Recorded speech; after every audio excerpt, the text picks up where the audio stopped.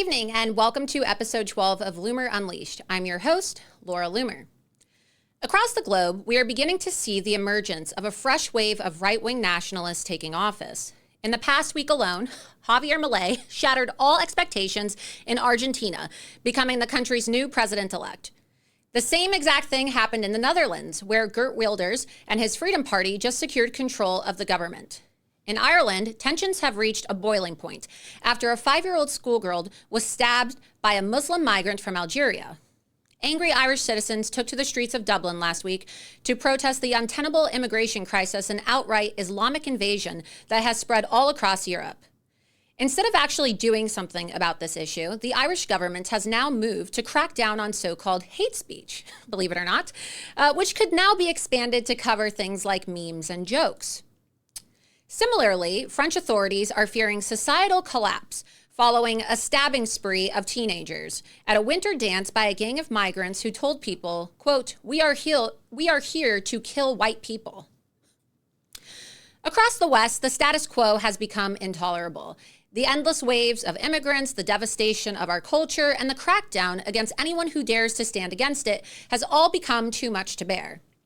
There can be no doubt that the average person is, at last, awake to the gravity of the situation and their anger is brewing.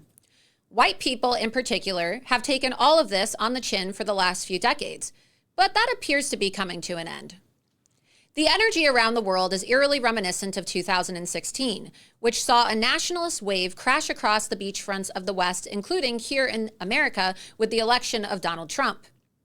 If this trend continues, it is a strong indication that 2024 will deliver a Trump return to the White House, as well as massive victories for right-wingers across the board all around the world.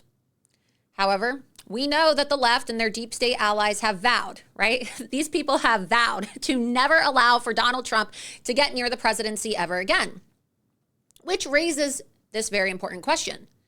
How far are they willing to go exactly to keep their word?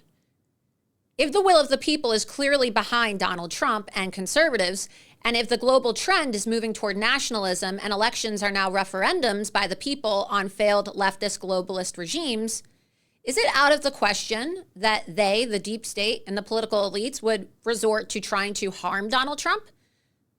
And no, not with lawfare. I'm talking about physically. Should we worry that the deep state would actually try to assassinate Donald Trump? If that seems like a bit of a stretch, well, let me just take a moment to remind you of the CIA's track record, okay? This is the same organization which has overthrown dozens of national governments, attempted countless times to assassinate people like Fidel Castro, experimented on prisoners with MK Ultra, planned terrorist attacks against Americans during Operation Northwoods, and probably had direct involvement in killing President JFK.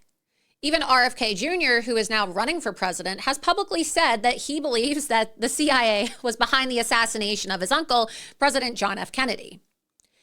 That isn't even to mention the FBI, the ATF, and the NSA, all of which have also done highly questionable things in the past, and that's putting it lightly.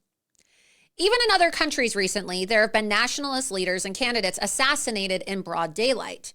For example, Shinzo Abe, the former prime minister of Japan, who was also a close friend of President Trump, was assassinated last July while giving a speech. A similar event occurred in Ecuador a few months ago, where one of the populist presidential candidates was shot after a rally in Quito. This is extremely frightening to know that a single person with a single bullet can permanently alter the course of history.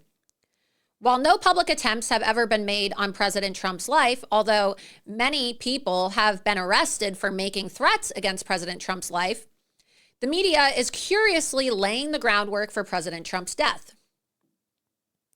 For example, an article published by Business Insider on Saturday was titled, quote, "Here's what happens if Donald Trump dies while running in the 2024 presidential election." Subtle, right? As you can imagine, this article caused an online blaze of fury from the MAGA movement, including people like myself, because it is a blatant dog whistle to every anti-Trump lunatic out there who fantasizes about killing Donald Trump. This article is nothing more than what I like to call assassination porn. Unlike Joe Biden, who barely has any remaining cognitive function and looked nearly identical to 99-year-old Jimmy Carter today at the funeral of former First Lady Rosalind Carter, Donald Trump appears to be in excellent health and shape for his age. In fact, just last week, President Trump's physician even released a letter saying so himself. Nothing about President Trump would make you think that he's going anywhere, except back to the White House in Washington, D.C. in January of 2025. Now, perhaps this article is a tip-off to the future if the deep state and the leftists cannot stem the tide of right-wing nationalism globally and they are forced to resort to more drastic measures. Let us not forget that politics is not a game, and to those who desperately cling to power, it is deadly serious. As is often said in politics, you have to kill or be killed, and many in the deep state do this on a daily basis, either through character assassination or full-blown violence.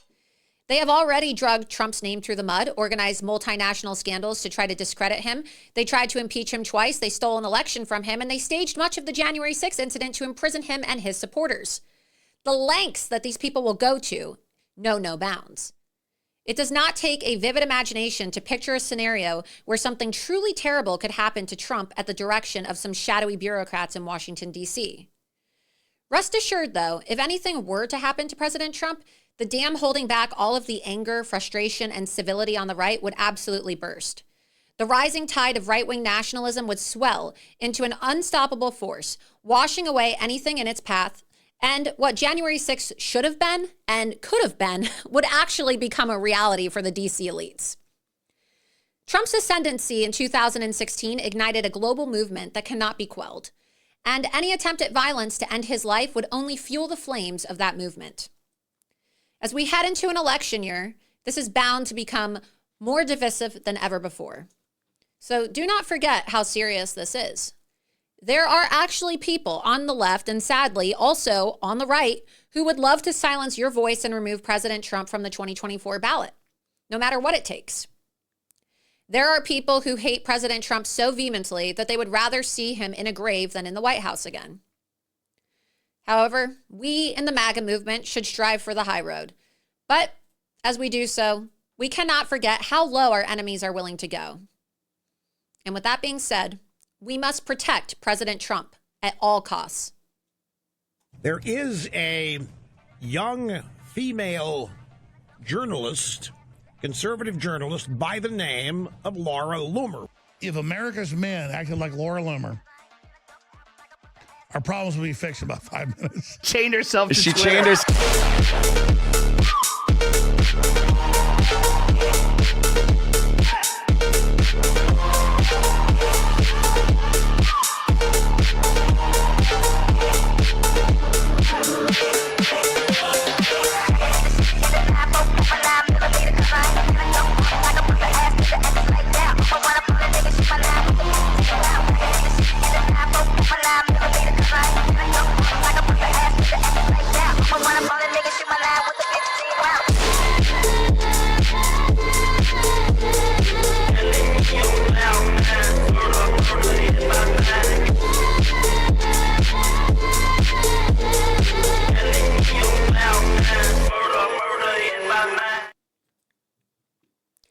So good evening, everybody, and welcome to episode 12 of Loomer Unleashed. We have a very exciting episode for you tonight. You know, a lot of people don't want to have to talk about this. It's very unfortunate. It makes me kind of uncomfortable having to talk about this topic of, a potential Trump assassination. But as we see President Trump continue to rise in the polls, and now we see today, look, DeSantis is pretty much over, okay? He's having a meltdown. His campaign is completely imploded. Expect to see massive resignations from his staff, and the pack never back down in the next coming weeks as now Nikki Haley has officially surpassed Ron DeSantis. But you're going to see with all these polls coming out, and you've probably noticed as well, all the media, right? Whether it's CNN, MSNBC, Fox News, everybody. This isn't just a right-wing, political talking point. The left and the right is now talking, okay, about how Joe Biden is too old and, what's going to happen? Is Joe Biden too old to run? And is he going to drop out? And it's funny, right? Because you would think that if they're talking about how sick Joe Biden looks and how old Joe Biden looks, that the articles would be what happens if Joe Biden dies, right? That's what the article should be. What happens if Joe Biden dies during the 2024 election? But instead, they're trying to make it an issue of what happens if Trump dies.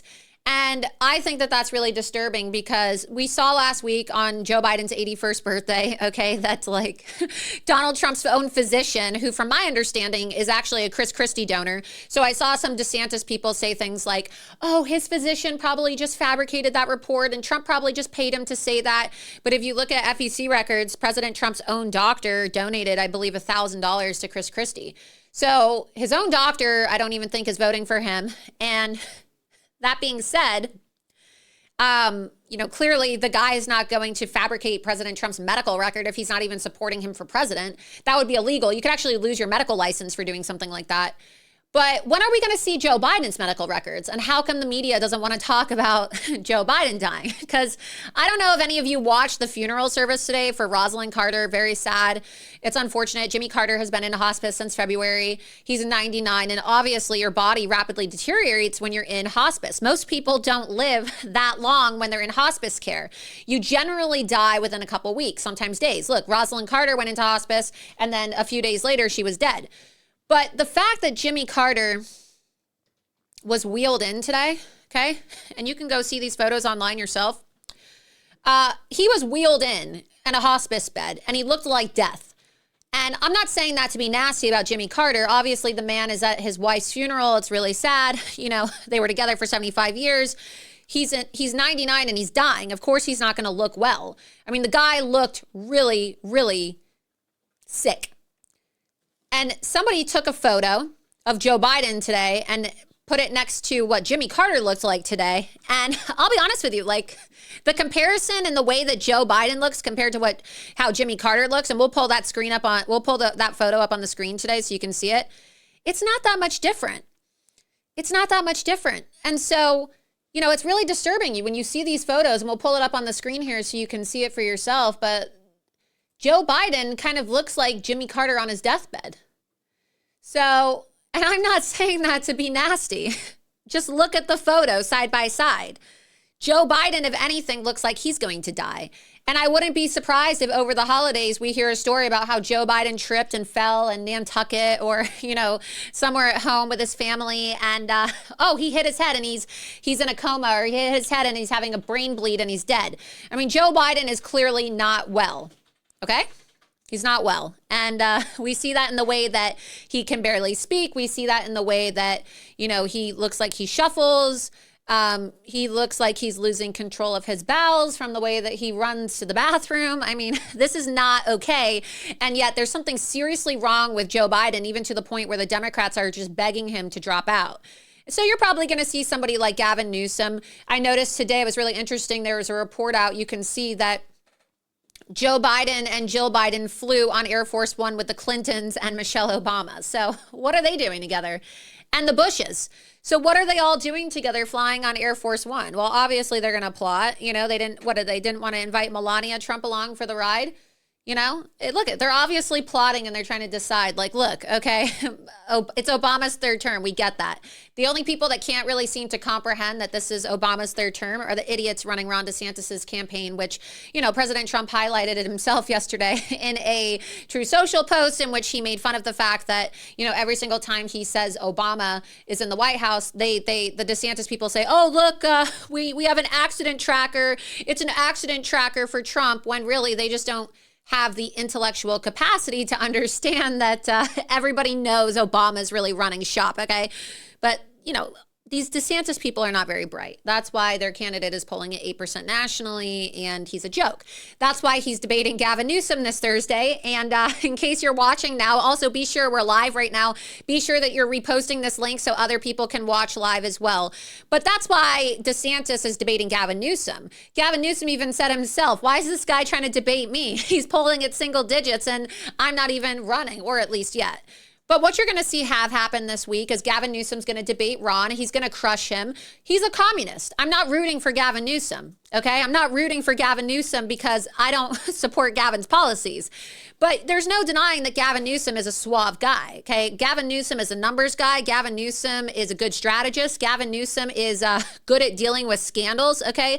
This is a guy that never met a woman with a vagina that he didn't like, okay? He's known for having extramarital affairs, alleged, substance abuse issues. He knows how to be charming and get out of a public scandal and still come across as likable, even though he's a communist, right? He's got a likability factor, even if he is trying to completely strip parents of their parental rights. And I'm not saying that I like him. I'm just explaining to you the reality of the situation is that there is a likability factor with Gavin Newsom that Ron DeSantis doesn't have, okay? Ron DeSantis is very pudgy. He doesn't have a tailor. He walks around wearing high heels. Gavin Newsom, even though he's a sleazeball, I like to call him Hair Gel Hitler.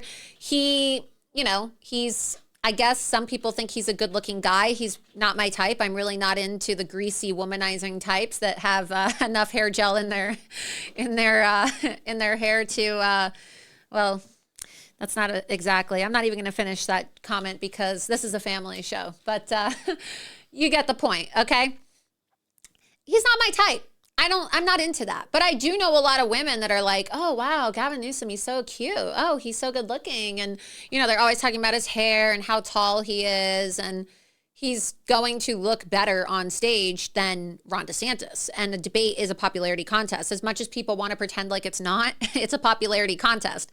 People are petty. People are judgmental. They're going to look at Ron. They're going to notice that his clothes don't fit as well as Gavin Newsom's. They're going to notice that he gets flustered, whereas Gavin Newsom, you could take a shot at Gavin Newsom and he lets it roll off his back like water, okay? These things matter. It doesn't matter if your policies are better, okay? Trump's policies are better than Biden's, and people excused a stolen election, okay? That's just the reality of the situation. So Thursday, the show's going to start at 8, and Gavin Newsom is debating Ron DeSantis at 9 p.m. in Georgia, moderated by Sean Hannity. But I'm going to be doing a live commentary, a live reaction, and I invite all of you to join me and watch that debate because some people will say, oh, who's going to watch this debate? No one's going to watch the debate. Actually, if you care about the country, you should watch the debate because Gavin Newsom is probably going to be the Democrats' nominee in 2024. They're just looking for this transition of power. So if you want to see what he's going to be saying, he has to debate Ron DeSantis so that the media has an excuse to talk about him in terms of a presidential race, or else it's going to raise too much of a red flag.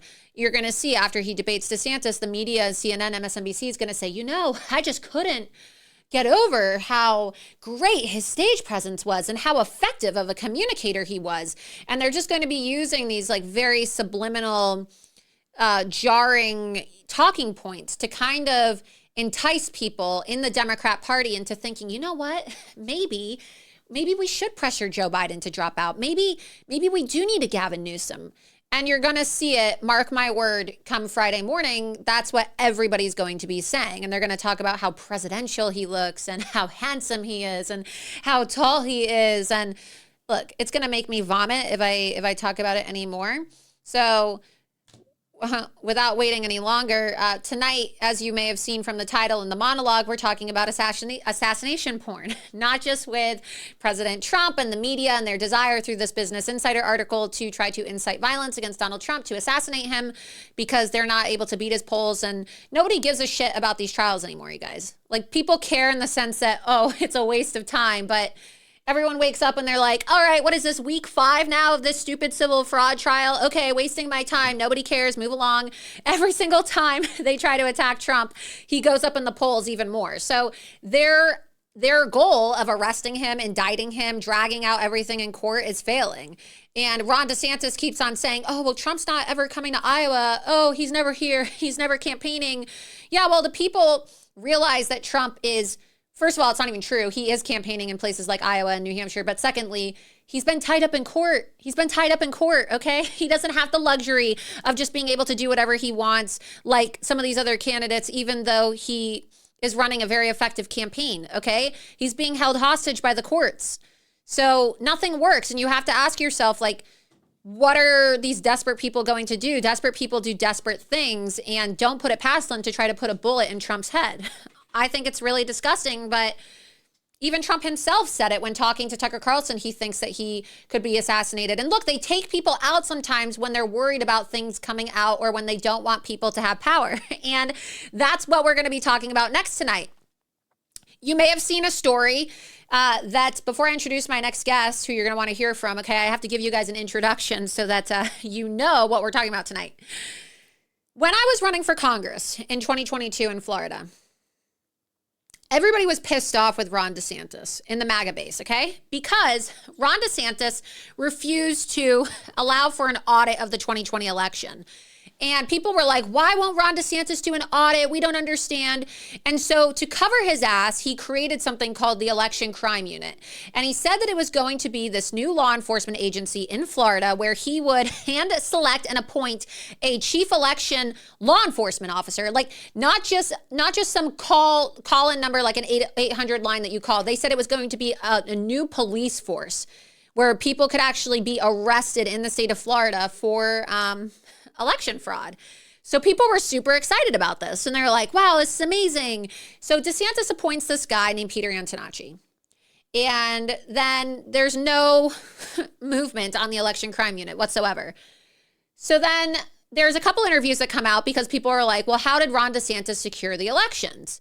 He didn't, right? Obviously, I'm proof of that because I ran for Congress and my election was stolen. And if there wasn't voter fraud in Florida, my election wouldn't have been stolen and other candidates wouldn't have had their elections stolen, right?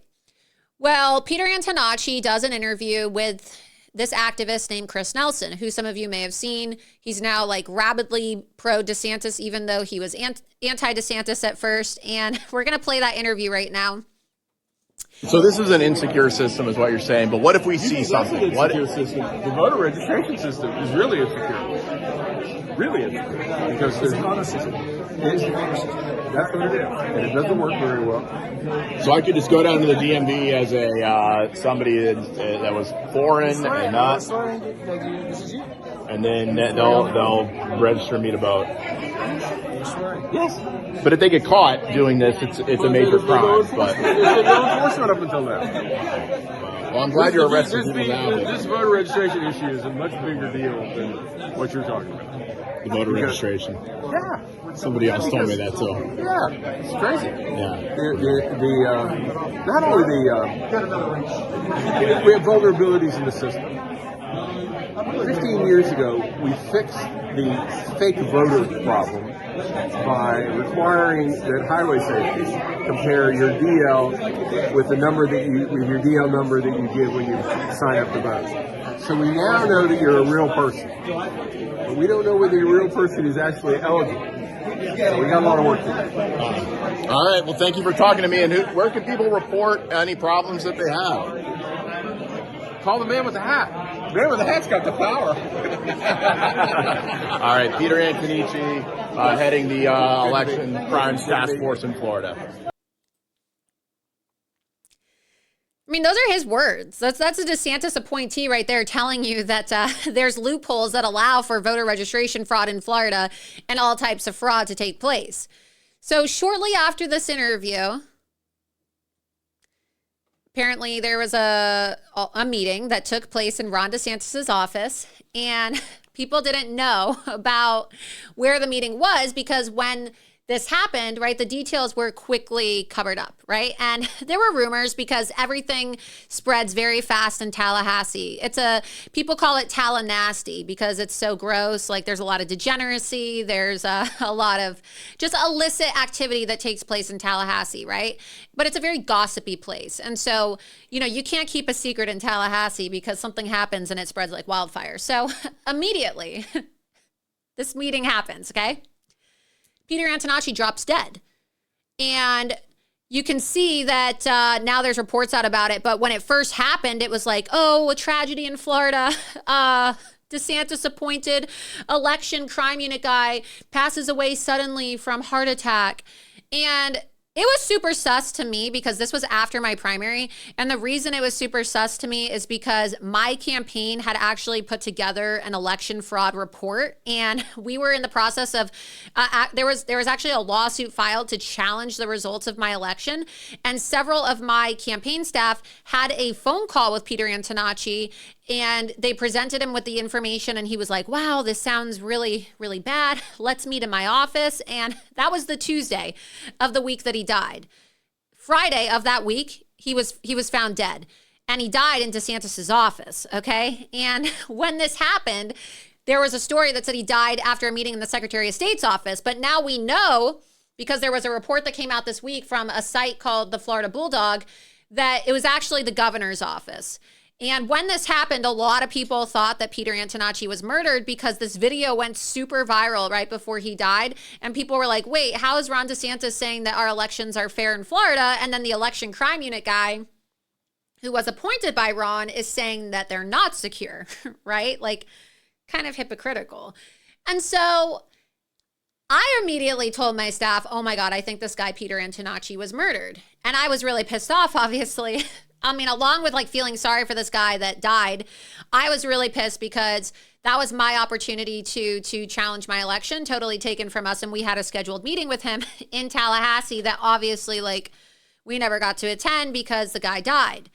So everything was super hush hush. And there were rumors after his death that, oh, you know, he was arguing with Ron DeSantis. And I had been posting about this and talking about this for the last year, right?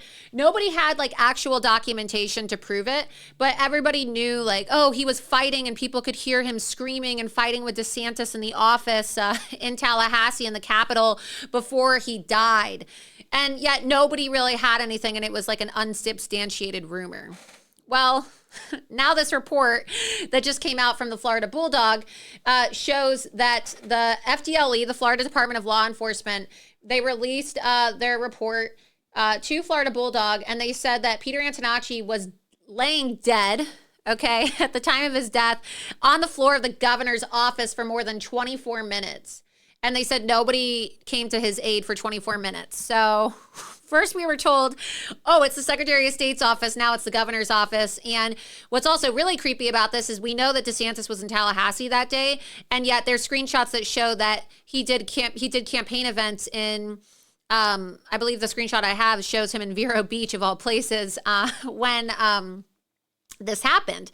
So imagine somebody is like in your office having a meeting and then they die. Are you just going to get on a plane and go campaign? Or are you going to, you know, maybe be a little freaked out that somebody apparently died in your office if it really was a medical emergency and he was such a close friend, as Ron DeSantis wanted to say, right? Like, oh, Peter Antonacci is such an honorable man. And it was just a really sketch story. And I'm involved in the election integrity community in Florida. And so immediately my phone's blowing up and people are like, whoa. Did you see this? I mean, this is so crazy. And we were all talking about how we thought he was murdered and how this was really weird because then when the election happened, this was in September, DeSantis never appointed anybody. September 2022, by the way. The report just came out last week, so that's why people are now talking about it again. So it happened over a year ago. And everybody was really creeped out because DeSantis never appointed anybody to fill the position after he died. And so he got credit, right? And all throughout now his campaign, he's been saying, oh, I secured elections by creating this task force. No, you appointed somebody who literally died under suspicious terms in your office. And then you never appointed anybody to actually fill the seat again. And you never addressed voter fraud. So with that, I wanted to introduce my next guest because he's somebody who is, very familiar with this. He's currently involved in litigation with election officials in the state of Florida. He's an election fraud whistleblower and an election data expert, very well known here in the Florida election integrity community. His name is Christopher Gleason, and he is now joining me tonight on Loomer Unleashed to talk about this newly released FDLE report concerning Peter Antonacci's death. So, Chris, thank you so much for joining me tonight. Hey, Laura, how are you? Oh, doing well. Just another day. And what do they call it? The free state of Florida. Paradise. Paradise, right? DeSantis' Florida. So how are you doing? Doing good. Doing good.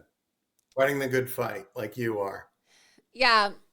Well, it's really interesting. For full transparency, Chris is a data election expert, and he was one of the people who was actually helping prepare this report for me that was given to Antonacci regarding the theft of my election. So he knows that this is true because he was involved in the conversations with my campaign staff as well. Chris, you were, and you know that lawsuits were filed on behalf of my campaign. And I'm not saying that Antonacci's death had anything to deal with me, but we're very familiar with what happened, because what are the odds that we get a meeting right after the theft of my election in August with the chief election crime officer, and then 3 days later after we talk to him, he drops dead, right? Well, the campaign at least. So now this report comes out, Chris, and I know that I called you when I saw this and you texted me, and it's literally what we said, because after this guy died, we said, oh my God, we think this guy was murdered. And now it's looking like that is the case, because this is a very suspicious FDLE report. And we're going to pull this report up and we're going to go through it tonight. But what can you tell people about this? Because you are actually involved in litigation with the Florida Secretary of State's office, and let's break down the timeline for people about the appointment of the Secretary of State and Antonacci's death, and the timeline, how it relates to not only the 2022 reelection of DeSantis, but also leading up to the 2024 election. Think about this. DeSantis was clearly trying to run a shadow presidential campaign. And then the guy who's in charge of trying to oversee election fraud in Florida dies. I mean, by that, Ron DeSantis has been plotting a presidential run since 2020. So walk the viewers through this, because you have been reviewing this and exposing this extensively for over 2 years now. Yeah. So I got involved in this crazy conspiracy theory stuff of elections, a little over 2 years ago, not willingly. And it just kind of happened. I was working on a data project with Roger Stone in Washington State. And I went to a friend of mine with some findings on this crazy Act Blue campaign finance fraud stuff, all of this smurfing. These people were donating thousands and thousands and thousands of times. So I went to a friend of mine who was a retired FBI agent, and I said, "Hey, I found this stuff. What do you think I should do with it?" He's like, "Oh, let me hook you up with these people here in Florida that do election integrity stuff." So that was kind of how I got involved here in Florida. And we started finding some stuff pretty quick, pretty disturbing stuff tied to the dirty voter rolls that Pete Antonacci talked about. We saw stuff with them forwarding vote by mail ballots. And there's just a lot of stuff. And I had previously been speaking with people, or the general counsel at the Secretary of State's office, about big tech's illegal election interference vis-a-vis censorship, which your campaign was greatly affected by, and a lot of other campaigns as well. And so I had a relationship with some folks in there, and it was a good relationship. And I was feeding them data about Mark Zuckerberg and Jack Dorsey and what they were doing. And so I reached out to them and I said, "Hey, we found some really troubling stuff here in Florida, and we need to do something about it." And Cord Bird had not yet been, or they announced that he had been. And Cord Bird, just because, not to cut you off, for people watching, because not everybody's from Florida who's watching, Cord Bird is the newly appointed Secretary of State of Florida, who was appointed by Ron DeSantis right before the 2022 gubernatorial reelection. And so that all plays in to the election now with Trump, because Cord Bird is the guy that changed the election handbook that allowed for Ron DeSantis to transfer $85 million of his PAC money from his state entity, Friends of Ron DeSantis, which was money raised from Trump supporters for the purpose of his reelection campaign, and transferring that to the federal PAC of Never Back Down. And he quietly did that for Ron DeSantis. And before, in the state of Florida, it was illegal to transfer funds between a state PAC and a federal PAC. So that literally was updated and changed for Ron DeSantis by Cord Bird. So he appoints Cord Bird, and then several months later, like the first thing Cord does is changes the guidebook. And now we know why, obviously, because Ron was always running. And that's further evidence that he appointed Cord Bird because he wanted Cord Bird to be a fixer for him going into 2024 against Trump in Florida. Because they all thought that Trump was going to go to jail and that, all we have to do is change Florida's resign to run law and the political handbook and move millions of dollars around, and then we're gonna win. But DeSantis is about to get his ass beat by Trump come March when the primary happens in Florida. So go on, but I just wanted to explain and put these characters into perspective because not everybody knows who Mr. Bird is. Yes, well, Mr. Bird, we had high hopes for him, just like we had high hopes for Ron DeSantis. And so I started feeding them some information, and I spoke with the general counsel, Brad McVeigh, and he was like, oh, wow. He's like, this is incredible. This is a lot of stuff. He's like, give me a couple of weeks and I'm going to get back to you on it. And I'm like, okay, sure. And, but I kept doing what I was doing. And a week passes and I reached back out to him and I said, hey, Brad, we found some really troubling things here.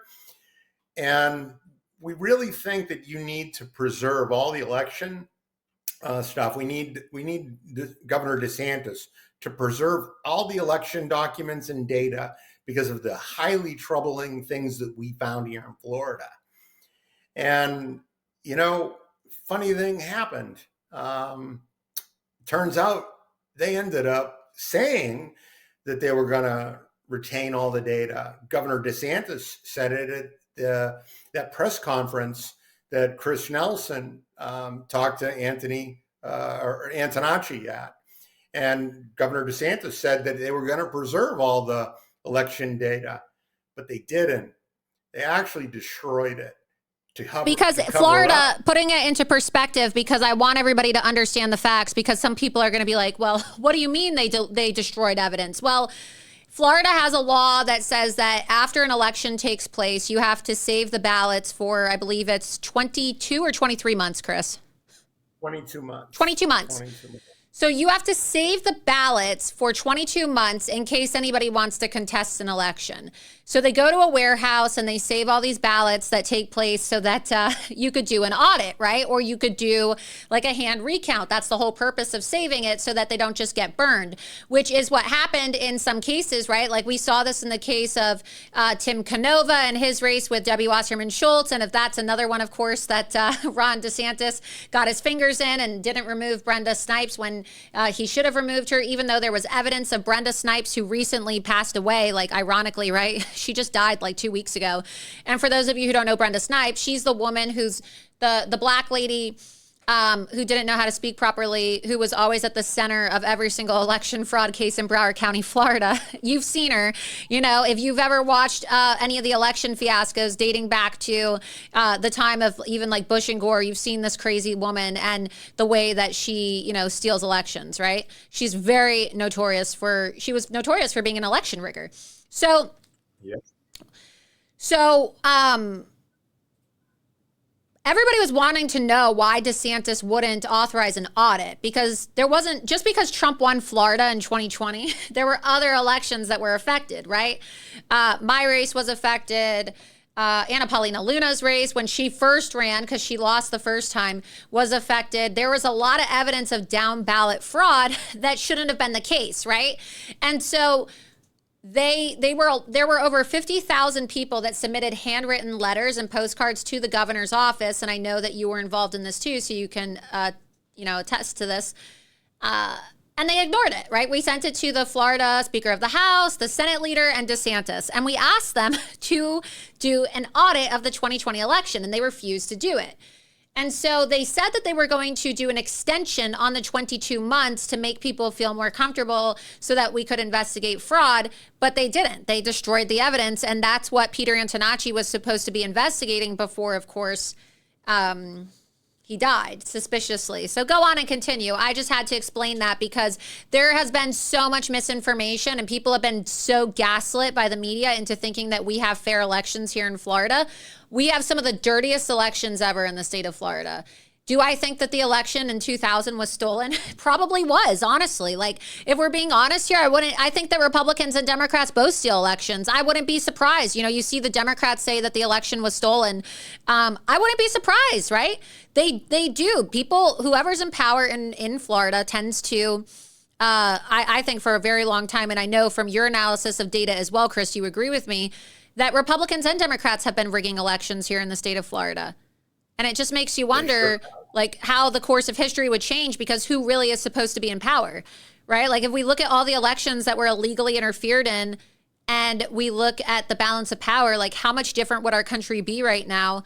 What would it look like if we didn't have a Bush administration, right? What would things look like in this country if, I don't know, we would have had Trump for a second term, right? It's just, I just want people to understand how serious this is. Obviously, people know stolen elections have consequences, but just think about all the change that could have actually been made had people like myself and others been able to get to Congress and our elections weren't stolen. So go ahead and continue. Sure. So over this period of time, we were uncovering all kinds of things. We were uncovering things that like the fact that they were allowing non-U.S. citizens to vote at the DMV. We found out that the voter rolls were in horrible, horrible shape, that there were many, many, many thousands of people who didn't even live in Florida anymore that were still on the voter rolls. We had people who were registered to vote in multiple states. And we did a really deep dive on this stuff. Went to Cord Bird, went to DeSantis about it. And we said, hey, you guys got to do something about this. And so that prompted a telephone conversation. So Cord Bird calls me up and we start talking. And he got really mad at me because I was saying how all of the supervisors of elections, that's where the real election crimes were going on in Florida, not some minority felons who were told that it was okay and legal for them to vote, right? Why go after them when you have the real election mafia being run in the supervisors of elections offices? And so Cord got really mad at me and he's like, they're not all bad. I'm like, okay, fine, I'll give you that. Maybe there's a couple of good ones. I go, but what you're telling me is that they're all breaking the law, just some are breaking it more than others. Isn't that a problem? And so we kind of got into a debate about this, and he told me, well, it's all your fault. Why are you coming to me now? And I'm like, Cord, I've been going to you guys now for 2 years about all kinds of election crimes. I go, you're just now calling me up and talking to me about it. I go, but hey, look I want to help. I go, we got a lot of good people here in Florida who are trying to help you guys clean up the elections. And, what's the problem? Why isn't this happening? I go, this is the easy problem to solve. We could literally clean the voter rolls within a couple of days, with modern technology and databases and API, So long story short, Cord said, like, hey, look, if you don't like the way we're doing stuff, you should sue me. And I'm like, wait a minute. I go, your job as the Secretary of State, you're the chief election guy. I'm like, you're telling me that I need to sue you for you to do your job. That's not right.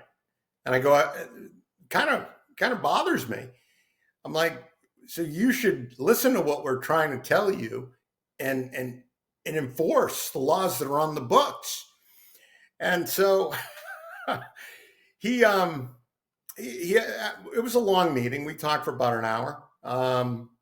I was then invited to go to a face-to-face meeting with him a couple of weeks later with Raj Dorsami and a good friend of mine, Chris Quackenbush. And we went up to Tallahassee for this meeting with Cord Bird. And, he starts it off with, the problem with you people. And I'm like, the problem with us people? And he's like, the problem with you people is that you're causing too many problems with public records requests, and you're inundating our people. And I'm like, I have an idea, Cord. I've got a great idea. And it's going to solve 75% of your problems with these public records requests. I go, all you need to do is pick up your phone right now and call Maria Matthews, Director of Elections for the state of Florida, and order her to order every single supervisor of elections in the entire state of Florida to take all the election data and all of everything and put it into a folder on their website. You do that, and you won't have any more problems with us pesky kids and our public records requests. And boy, did he give us an answer. He laughed at her. He laughed in our face. He's like, "Oh, well, that's definitely not going to happen." I'm like, "Well, why is that?" I go, "You're required to by law, anyways." And so the meeting at that point got really hot, and we were asking him to get rid of the machines because they were rigged, because they were compromised. Look, we know now that they don't listen to the activists, they don't listen to the grassroots, but let's pivot. I want to talk about this report because we're going to pull the report up for everybody to see.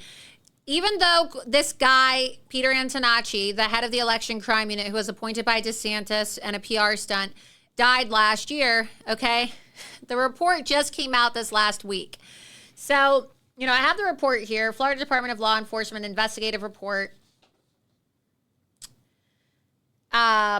On September 23rd, 2022, the Florida Department of Law Enforcement Tallahassee Regional Operations Center responded to the Florida State Capitol building located at 400 South Monroe Street, located in Tallahassee, Florida, in reference to a death in the building. Okay, that's how the report starts out. A male subject who was attending a meeting in the Capitol was found unresponsive, and then it's heavily redacted. Like, what I want to know is, why is this report so redacted? If this guy just randomly died for a heart attack and this was just some random meeting, why is it that this meeting, this form is heavily redacted? They don't tell you the names of the unknown males who are in this meeting, but it's just really weird, right? It's like they're trying to cover something up. Like, why would they need to redact this report? Because now we know that the meeting was inside Ron DeSantis's office, right? So the male was found unresponsive, blurred out, right? You could see that on the screen right there. And the line that says found unresponsive. What is the need to blur that out? Like, what is so sensitive about that information? The male subject was transported by Leon County Emergency Services to the Tallahassee Hospital, where he was pronounced deceased. Okay, then, you scroll down. It talks about how, they arrived at approximately 1:44 p.m. Peter Victor Antonacci is observed sitting, of course, redacted again. Like they said, redacted conference room. Whose conference room? The governor's conference room? Whose conference room? Whose conference room in the Capitol? Where DeSantis' office is. During a meeting. Mr. Antonacci is observed sitting in a chair with his arms crossed away from the conference table. And then, of course, it's blurred out. You can see that again. I mean, it just makes you wonder. And we're pulling this up on the screen so that everybody can see it. I don't know if you can see it, Chris, if you're following along on the screen here. But Yeah. At approximately 1:46, Mr. Antonacci is observed standing up and walking out of the conference room. Of course, they blur it out again. So they say that there's cameras on the inside, right? Surveillance cameras. But then what's really weird is then you see the report says, upon exiting the conference room, Mr. Antonacci is observed staggering as he moved forward until he collapsed to the floor. He did not appear to move once he collapsed to the floor. And then, of course, the report goes on and on and on and on and on. And they say that, the police responded to the conference room where Mr. Antonacci was attending a meeting and photographs of the hallway. I mean, why do they have this redacted? why are they trying to conceal the location of this meeting and who was in the meeting? And we already know that the meeting was with Ron DeSantis because it already leaked out when this happened. Nobody had the evidence of it, though. But now we know, right? It's DeSantis's office, and it's all over the media. It's not just the Florida Bulldog. Several of the Florida publications picked this story up, and it's gone viral. So, you know, you continue on the report. I mean, this is a very long report, okay? You continue on and on and on and on, and, you know, it's like very wordy. And you could see if you go to page 2 of 3, scroll down. I'm going to have them scroll down on the computer here in the production room. Keep on scrolling, keep on scrolling, keep on going, keep on going. Right there. Well, a little bit more. Sorry. Scroll down more. Right here. All righty. At approximately 6:15 p.m., investigator Stribling made contact with the CP duty officer supervisor, you know, blah, blah, blah, blah, blah, blah, blah. Asking if she would provide all the dispatch audio files for this event, all the phone calls for the event. Of course, they're talking about the meeting that took place. And then, this is the kicker, right? All camera footage for this event to include cameras, and then they blur out the camera, okay? They redact the camera that they're talking about. And then it says camera blank is in the blah, blah, blah, blah, blah, blurred out. Camera blank is another camera in the blah, blah, blah, blah, blah, blurred out, okay? And then, what does it say? Stribling, and of course, who's Stribling? He's the investigator from FDLE on the case. Striblers advise that it's not working. So they redacted the location of the meeting because they didn't want you seeing that it's Ron DeSantis's office.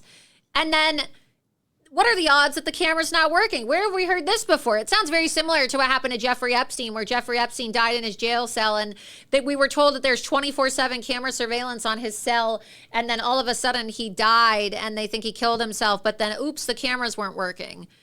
I mean, this is some really, really shady stuff. What do you think about this? What do you think about this, Chris? I mean, just the fact that if this guy didn't die under suspicious circumstances and he really had a heart attack like they want us to believe, why does this have to be redacted at all? I don't understand. Like, his family's already aware. We already know he died. Like, they didn't do an autopsy, by the way, which is also super sketch and bizarre. Because generally, if somebody's found dead, even if they do suspect that it's like a health issue or a drug overdose, they usually do an autopsy to like 100% be certain. What are the odds that this guy had a meeting in DeSantis's office and then people heard them screaming at each other, and then he gets up and is collapsed, and then nobody in the governor's office heard a 200-pound man fall to the ground in a rotunda? I mean, I don't know anybody's ever been to the Tallahassee Capitol. I have, obviously, but the acoustics in there are just so unbalanced, right? I mean, you've been there multiple times. Your phone goes off, and if you're ever there in a room by yourself, you could hear it in the entire building because it just echoes everywhere. And so you mean to tell me that a man fell and was apparently having a medical emergency and was probably gasping, may have been screaming for help, and nobody heard him? Nobody found him. And then the people were still inside the meeting room. So he left the meeting room and people were still inside, and nobody inside the room heard this man like screaming for help and, did anything for 24 minutes in the governor's office? I just refuse to believe that this is how. And then the camera outside the governor's office where the body was found was somehow not working? I don't know. Just seems a little too convenient for Ron DeSantis right before he's, trying to. And why did it take a year for this report to come out too? What do you think? I just seems kind of weird, right? Like, it reminds me of Jeffrey Epstein. The funny thing about it, as we look at this report, it's heavily redacted. And the reason why they claim that it's heavily redacted is they claim that it's critical infrastructure, right? Well, apparently it was so critical of infrastructure that the camera wasn't working. And, this is very typical of what we see with the Ron DeSantis administration. They redact information. They don't give us the real deal.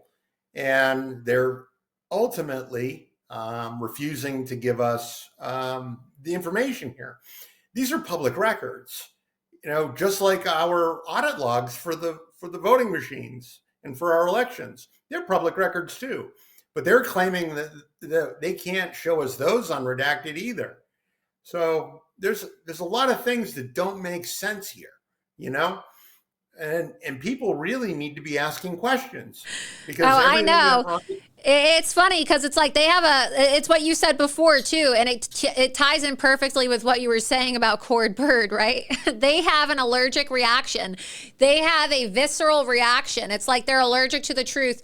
There's something about these pesky public records that Ron DeSantis just doesn't like, you know, whether it's public records about his travel. Like, look, a lot of people forget this stuff because they have short-term memory. But when he was trying to run for president, what was he trying to do before he filed officially to run? He tried to get the Florida legislature to pass a law to hide his travel records. And he did get them to do it. Okay, he did. He got them to hide his travel records, just like he got them to sign a law to resign to run. And a lot of people don't know this, but after you complained to Cord Bird about the election files, Ron DeSantis also pushed for a bill to be proposed, and he ultimately signed it, making it so that supervisors of elections don't have to give public records anymore. Nobody ever talks about that. Nobody ever talks about that anymore. And now, whereas before there had to be like a reasonable charge, you shouldn't even have to pay for these records. But now it's up to the discretion if they even want to give them to you. They can charge you $1 million for these public records if they want to. So there's people, and I know you're one of them as well, who received like bills for $85,000 for public records requests if they wanted to access election data to see if something was fraudulent in Florida. And Ron DeSantis signed this bill. He signed the bill that basically gave supervisors of elections legal immunity if they didn't want to provide election records to people who were requesting records. which is criminal. And then that bill is being pushed forward after he had the election crime guy. Well, I'll be careful with what I say. After he had the election crime guy in his office, and the guy just happened to drop dead after having a screaming match with Ron DeSantis. So to be a fly on the wall. And it sucks because apparently there was CCTV footage, but the cameras just, happened to be broken. It's funny because all the other cameras were working, right? They're not saying all the cameras were broken, but the camera that would have highlighted this meeting and the camera that would have been on his body just happened to not be working. Like the camera that would have shown whether somebody actually hit him in the head, or because they did say that he had a gashing bloody cut on his head, right? So what he fell. You could pull. Well, I don't know what page that is. But I posted it on my X account earlier, but it actually says in this report as well. It's a very long report, but I did post the screen grab. You can pull that up on my X account from earlier today, and he had a cut. It was like a bleeding cut. They said on his forehead. So what, you have a heart attack and you fall, and then what? You get a cut on your head, or do you get hit in the head in the office? And here we go, right here. It says Chief of Staff stated that he went, and of course, redacted again, okay, of course, in order to deal with whatever it may be on the other side. Other side of what? Chief of Staff Descuin stated as he exited the door, he started to remove his duty firearm from its holster, but returned his duty firearm to its holster when he exited the door and observed Commissioner Glass on his knees over Mr. Antonacci, who had a wound to his right forehead that was bleeding. So the guy had a medical emergency and then his head was bleeding. Like, oh, so he was having a fight with Ron DeSantis in his office, apparently, or in the office of Ron DeSantis, and people like audibly heard it because it quickly leaked out. And I know you're one of the people that heard this too. When he first died, they like to say it was a medical emergency, but it didn't take more than a day before people were like, oh, did you hear about what happened? And he was fighting with Ron DeSantis in his office. And then all of a sudden they find this guy on the floor dead, and he's got a cut on his head and he's bleeding. Like, I want to know what happened. Did somebody hit him in the head? Did somebody hit him in the head and then he fell over and they're like, oh shit, we killed this guy and now we have to like just have his body wait here in case he tries to press charges against us? Like, did somebody attack him?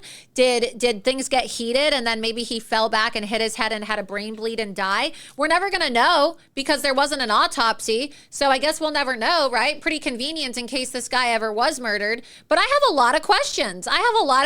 About this. If it really was a medical emergency, why on earth would the report be redacted? Who the hell are they trying to protect? I think we all know the answer to that, and his name is Ron DeSantis. Well, there's also the female. There's a female that was unidentified in the report as well.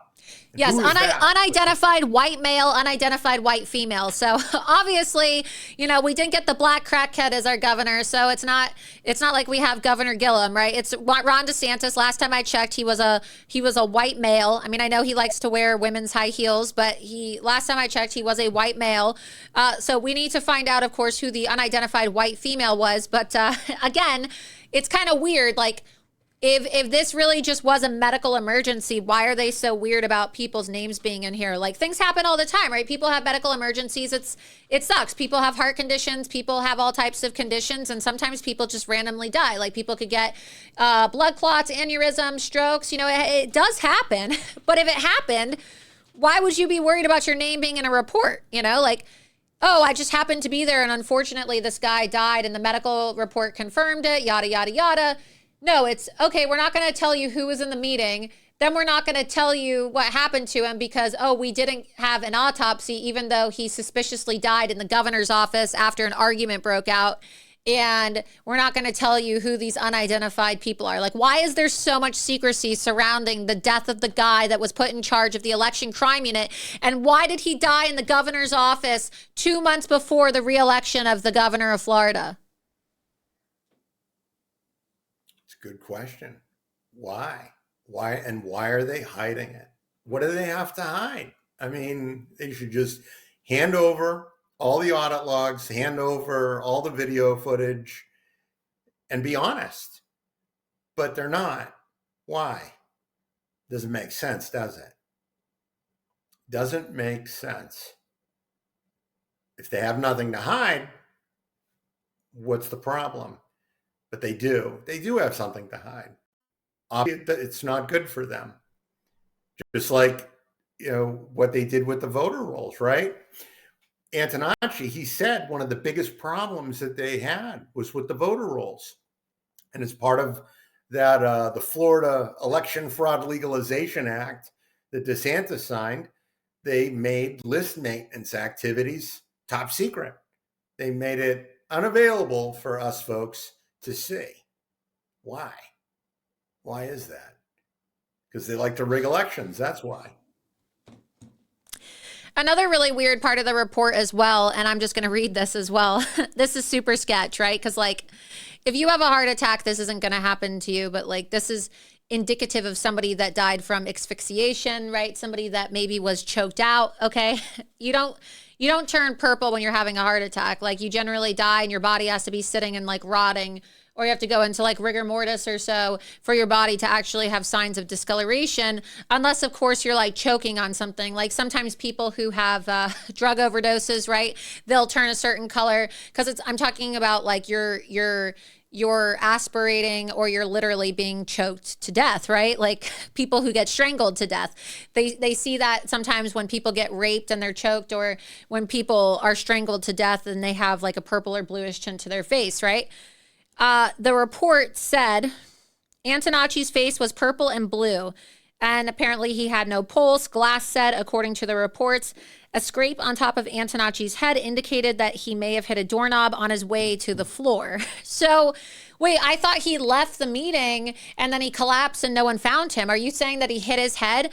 Why would he be blue and purple after 24 minutes if he had a heart attack and fell on the floor and died? That's almost more indicative of somebody getting angry with him, choking him and strangling him to death, and maybe roughing him up and then realizing, oh shit, you see bar fights all the time where people get pissed off because some guy grabs another guy's girlfriend's ass or whatever, and it goes wrong, terribly wrong. And you see these stories all the time where people get in bar fights, or, oh, you're hitting on my girlfriend, or people get drunk and they pick little stupid fights, and then one guy punches a guy in the nose, and then, oh, wow, it causes them to either snap their neck or somebody falls and hits their head and then they die. Right? We just saw this happen in California where a Jewish man was struck over the head with a bullhorn and he fell to the ground and he died, right? He had a brain bleed and he died. So we see things like this all the time where people are trying to like be violent as a show of force, but they're not trying to kill somebody. And then unfortunately, like the way somebody falls ends up killing them.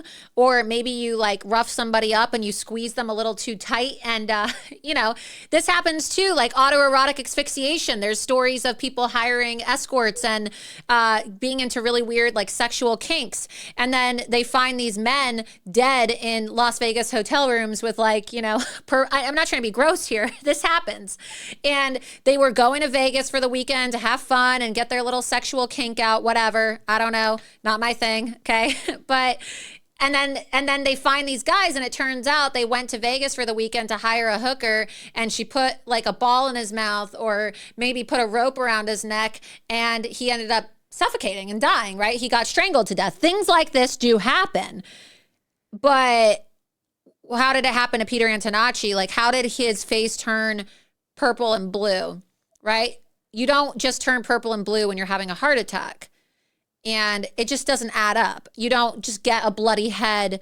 You could fall and hit your head and you could get an internal bleed, but falling on the floor in the governor's office isn't going to like give you an open cut on your head, right? If anything, like you would fall down. It's not a high level fall. It just doesn't add up. It doesn't make any sense whatsoever, right? It doesn't add up.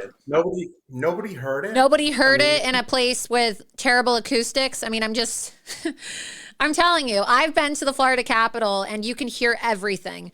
And I've been there really late at night too, where, you know, I've gone for meetings or whatever, or events, and I'm like one of the last people to leave. And if you're there and you're like in a private area and you're having a private meeting, you can hear everything. You hear everything there. Also, the report didn't say anything about finding blood on a doorknob. If he really did hit his head on a doorknob, it would have made a noise. And also, a 200-pound man, or maybe he weighs more than that, if you're going to fall towards a door, like you would hear it. It would sound like somebody was trying to break the door down. So, what, nobody bothered to look at the door and just... For 20 minutes. 24, yeah, apparently. Very exact, 24 minutes. I don't know.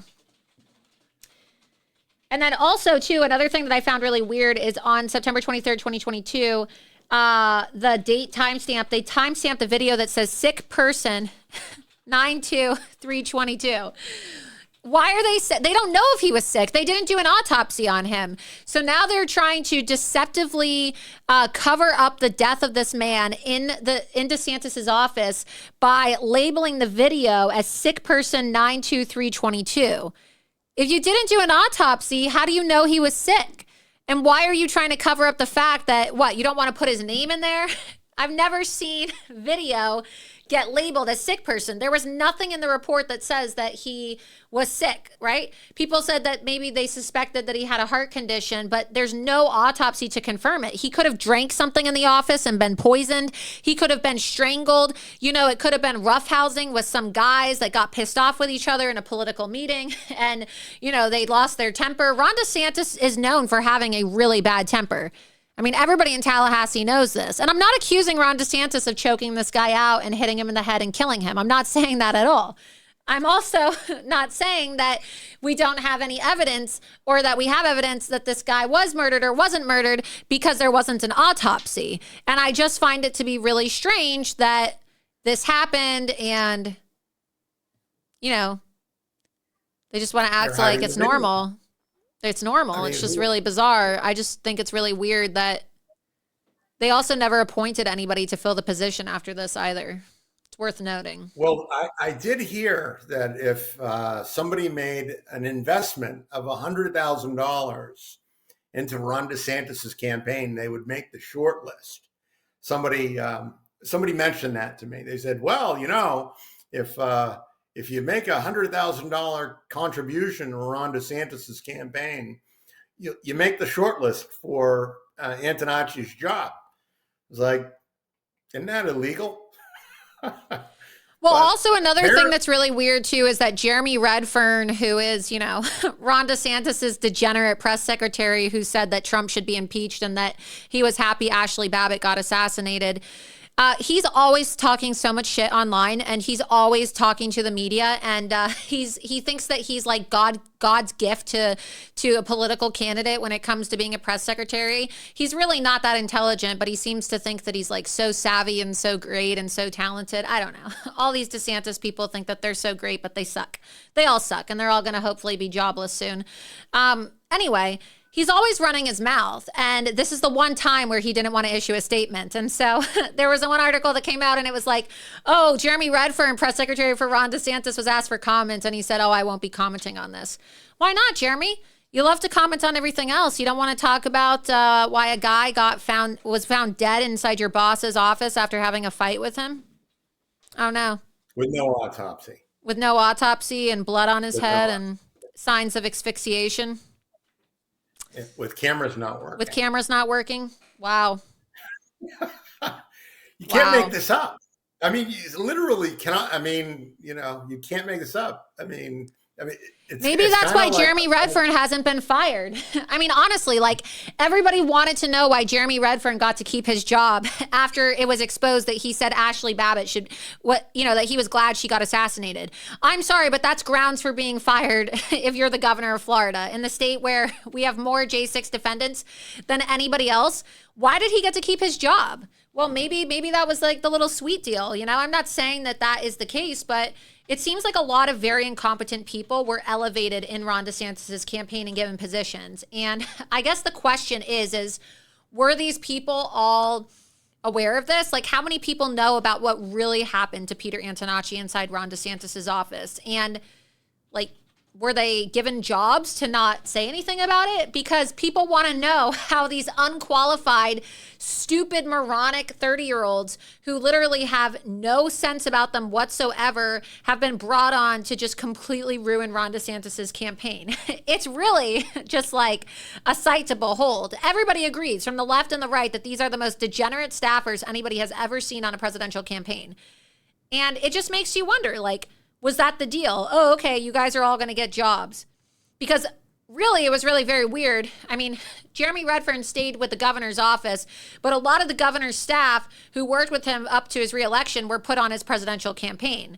So again, I'm not saying that this is the reason why. I'm not saying that these people witnessed a murder. I'm not saying that, Antonacci was murdered. I think it looks like murder. I certainly think that there should have been an autopsy. But it just really makes you wonder, like, why are you sworn to secrecy, Jeremy? Why don't you want to talk about this? What happened that day in Ron DeSantis' office? And we already know that the FDLE is corrupt. We already know that you can't trust the Florida Department of Law Enforcement. And I'm not a cop hater. I'm not, okay? But we know that the FDLE is corrupt. The FDLE got caught allowing Ron DeSantis to use unmarked vehicles while he was campaigning for president. That's a total violation. We pay for those vehicles with our taxpayer money.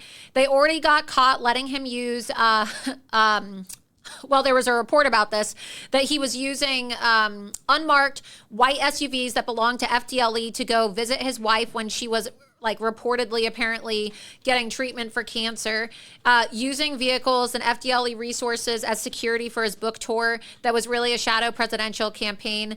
Also, there's been reports about him using FDLE and the Florida National Guard and their helicopters for PR stunts so that he could make videos of himself in aviators, pretending to be a Superman and pretending like he's a Top Gun and going to the border and literally using FDLE resources. I mean, this is widely reported. Anybody can go look it up. FDLE has been accused of being Ron DeSantis's personal crime cleanup machine, and also his personal campaign security.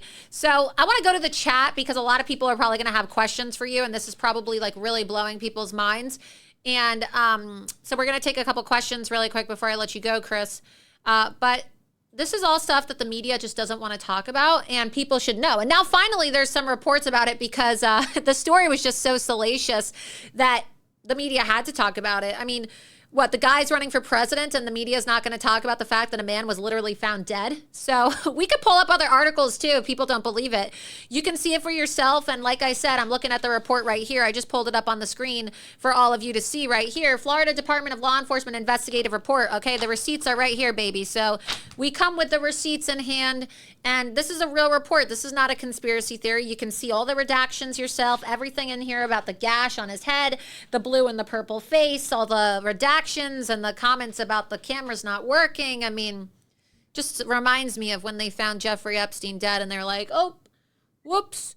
The 24/7 cameras that are always faced on Jeffrey Epstein just happened to not be working between the hours that he killed himself.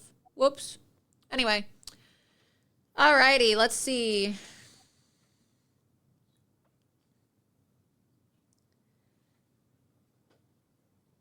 Someone said, Laura's been holding this all in since Thanksgiving. No, we've been talking about this for a long time. I actually hinted that Antonacci had been murdered a while ago, right? But we just didn't have the receipts, and now we do.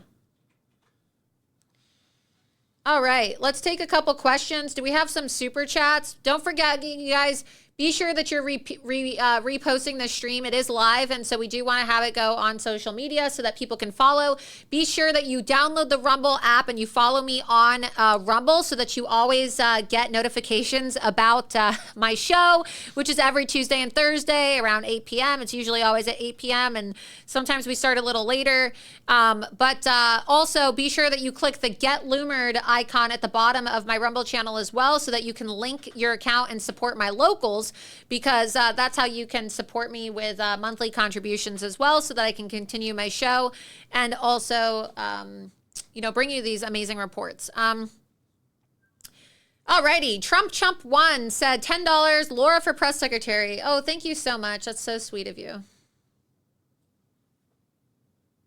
Somebody said, where is his family on this? Yeah, that's a really good question, right? I mean, why wouldn't you want to get involved in this? This happened to you and your family. So I don't know. It's just really crazy. Someone said Newsom might have a heyday with this suspicious info. Yeah, he should bring it up, actually. Oh my God, you guys are so funny. Somebody said, is it possible Ron DeSantis whacked this guy with one of his heels? Honestly, a stiletto could make a gash in a forehead. So you never know. Maybe. Ruron, $5, said, why hasn't Breitbart, Gateway Pundit, or other outlets reported on this at all? Good question. I don't know. Really weird, right? I don't know. Has anyone asked the man's family why there was no autopsy? Yeah, I would love to know. This is super sketch, you guys. This is super sketch. Ron's middle name is Clinton, right? Yeah, probably. Someone said Newsom should totally use this. I agree. He should.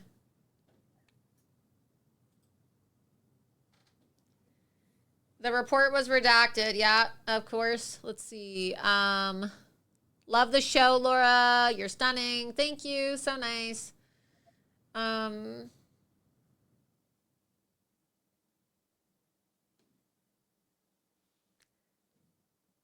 Laura, interview the family. Yeah, it's kind of weird how the family hasn't said anything about this, right? I mean, they have this report come out and the family doesn't want to issue a statement. It's all very bizarre. I just think that this is such a weird situation.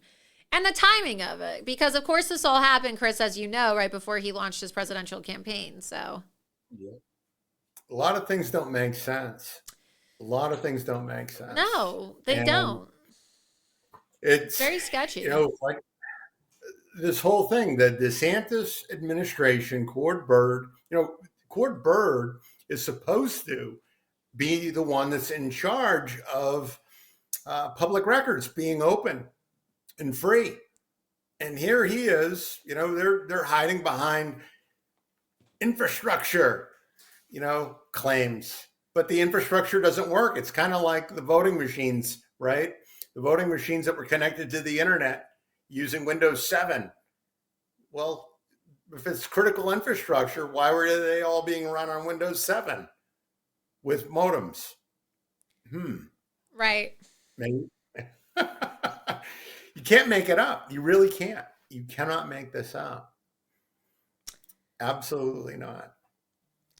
Well, let's see if there's a couple more questions right now before we leave, because obviously you can't stay all night, but yeah, of course, we've really enjoyed having you. Let's see. Someone said, Laura, my husband's drinking Field of Greens. That's great. Make sure he uses code Loomer as well, so that, you know, next time you order your Field of Greens, you can use my code. Let's see. Joe Scarborough's been talking intern strategies for dummies with Ronnie. Yeah, you know what? I know we call him Ron DeSanctimonious and DeSanctus. Maybe his new nickname should be Ron DeScarborough. What do you think about that? Ron DeScarborough. Ron DeScarborough. You know, he found it. There's a dead intern in his office, too. A lot of these politicians, man, they having affairs. They're having dead people pop up in their offices. It's crazy. Well, Crazy. it makes them easier to control, easier to blackmail, right? Very weird. True. Reminds me, right? For those who don't understand the reference of Ron DeScarborough, it of course is a reference to Joe Scarborough of MSNBC, who had an intern named Lori Clausitis, who apparently some people have said that they were having an affair. You know, there's all types of rumors about it, but the story goes is that he was apparently like having an affair allegedly with this girl who was an intern of his, and she was found dead in his office. And they said that she fell and hit her head on a desk after suffering from a cardiac arrhythmia.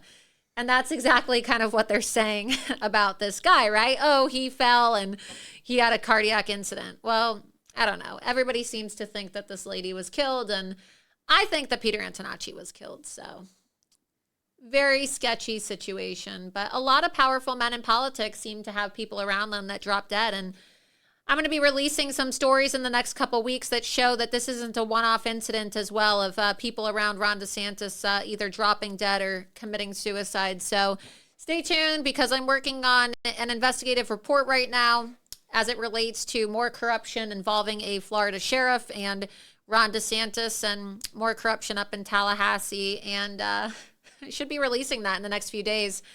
But this isn't just a one-off, you guys. There's several people that are involved with DeSantis who have mysteriously either died from suicide or they were found dead.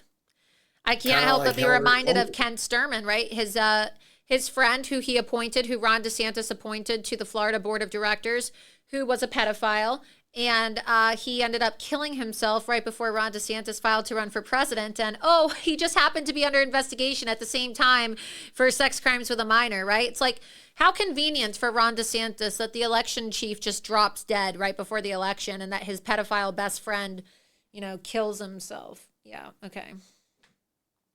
The pedophile best friend who, of course, Ron DeSantis once lived in his apartment when he was a member of Congress. So you can look it up. Real story. His name is Kent Sturman. If you type it in online, you can see the story for yourself. So these are not conspiracy theories, you guys. We're not just trying to be like malicious about Ron DeSantis here to make him look bad. No, there's a reason why a lot of people don't like him. And Chris knows, because Chris lives here in Florida. Florida is literally run by like a mafia. Okay? It is literally run by a mafia. People die, people get into weird car accidents, people commit suicide, people, a lot of really weird shit has happened to people that have been investigating election fraud. And Peter Antonacci isn't the first person to have something really weird happen to him, okay? And it all ties back to DeSantis. It's just, there's a reason why a lot of like really diehard conservatives don't like Ron DeSantis. He's an evil man. And hopefully it all comes up and comes out eventually, and that he actually is jailed for his crimes. I'm not accusing him of murdering Peter Antonacci, but I'm saying that Ron DeSantis has participated in a lot of really shady behavior. And I wouldn't be surprised if he did murder Peter Antonacci. I wouldn't be surprised if it turns out that Peter Antonacci was murdered. We're not going to know because there wasn't an autopsy. But if a report came out tomorrow and the report said that, oh, new investigation finds that Ron DeSantis murders Peter Antonacci, I honestly would not be surprised. Okay? I'm not accusing him of it, but I think I speak for many when I say that I would not be surprised if Ron DeSantis turned out to just be some sociopathic mafioso murderer. I wouldn't. What do you think, Chris? You know, I don't put anything past Ron DeSantis at this point. I mean, you know, look at what he did to President Trump. President Trump rescued his campaign. And then, you know, and what did he do? He participated in the fraud, in the cover-up of the fraud of the 2020 election. I mean, think about it, right? We caught them with hundreds and hundreds of thousands of ballots that were adjudicated as 100% blank. I mean, what's up with that? Yeah. And very sketch. You know, so I mean, if he's willing to commit treason against the sitting United States president, if he's willing to rig elections, well, you know, I don't think that you could put much by him, you know? Yeah. I mean, I don't trust them. I don't either. Nor should any American. Well, Chris, I really appreciate your insight. And where can people follow you? I know that you do a lot of work, not just in Florida, but you work with people in Georgia as well. You're helping people all over the country. You worked with Project Veritas and James O'Keefe, and I know that you've provided data to them and some of their massive election fraud stories. And as you know, I used to work for them, so you're not some quack online. Your work has actually led to people resigning and people losing their jobs and investigations taking place. And so where can people follow you if they want to read more about your superb election fraud investigations? Sure. I'm on Twitter. You can go to it at Immutable Christ. And I also have a Substack, Immutable Truth Elections at Substack. And, you know, I post a lot of stuff there. Gets really nerdy and into a lot of detail about the fraud and the corruption. Very nerdy. I told Chris before coming on my show tonight, what did I say to you? No, you said, don't nerd out on you. But, I said, Chris, I love you. I said, Chris, I love you. I love you, Chris. I said, please don't nerd out tonight. Because Chris will call me sometimes and I'll be like, Laura, you know, like we're both up at crazy times, right? And he'll send me these documents and I'm looking at it and I'm like, okay. He's like, you got to see this. And I'll be like reading off all these numbers. And I'm just like, you got to chill. I can't take it. I can't process numbers like this. And you are so nerdy. It's amazing. You're so good at what you do, but you got to like talk to me like I don't know anything. And so I told him tonight, I said, talk to people like they don't know anything, Chris, because if you really are interested in all the data and the numbers, you're going to love following Chris because he's amazing. I mean, he crunches the numbers and he gives all the data, but it just sometimes it's a lot. And I wanted everybody to understand the basic, you know, surface level now. And then if you want to stimulate your mind some more, people can go just say it one more time, Chris, where people can follow you so they can read these reports. Sure. Immutable Truth Elections at Substack.com and Immutable Christ on Twitter. All right. Well, thank you so much. And it was so great having you on. And I'm sure we're not going to hear the end of this anytime soon. So we shall see. We shall see what happens. It's very, very scandalous. And I don't know. This is something I think Trump should tweet about. This is so sketchy. I think that more people need to be answering or asking questions. Maybe Gavin Newsom. Maybe Gavin Newsom will ask about this. Everybody should be asking.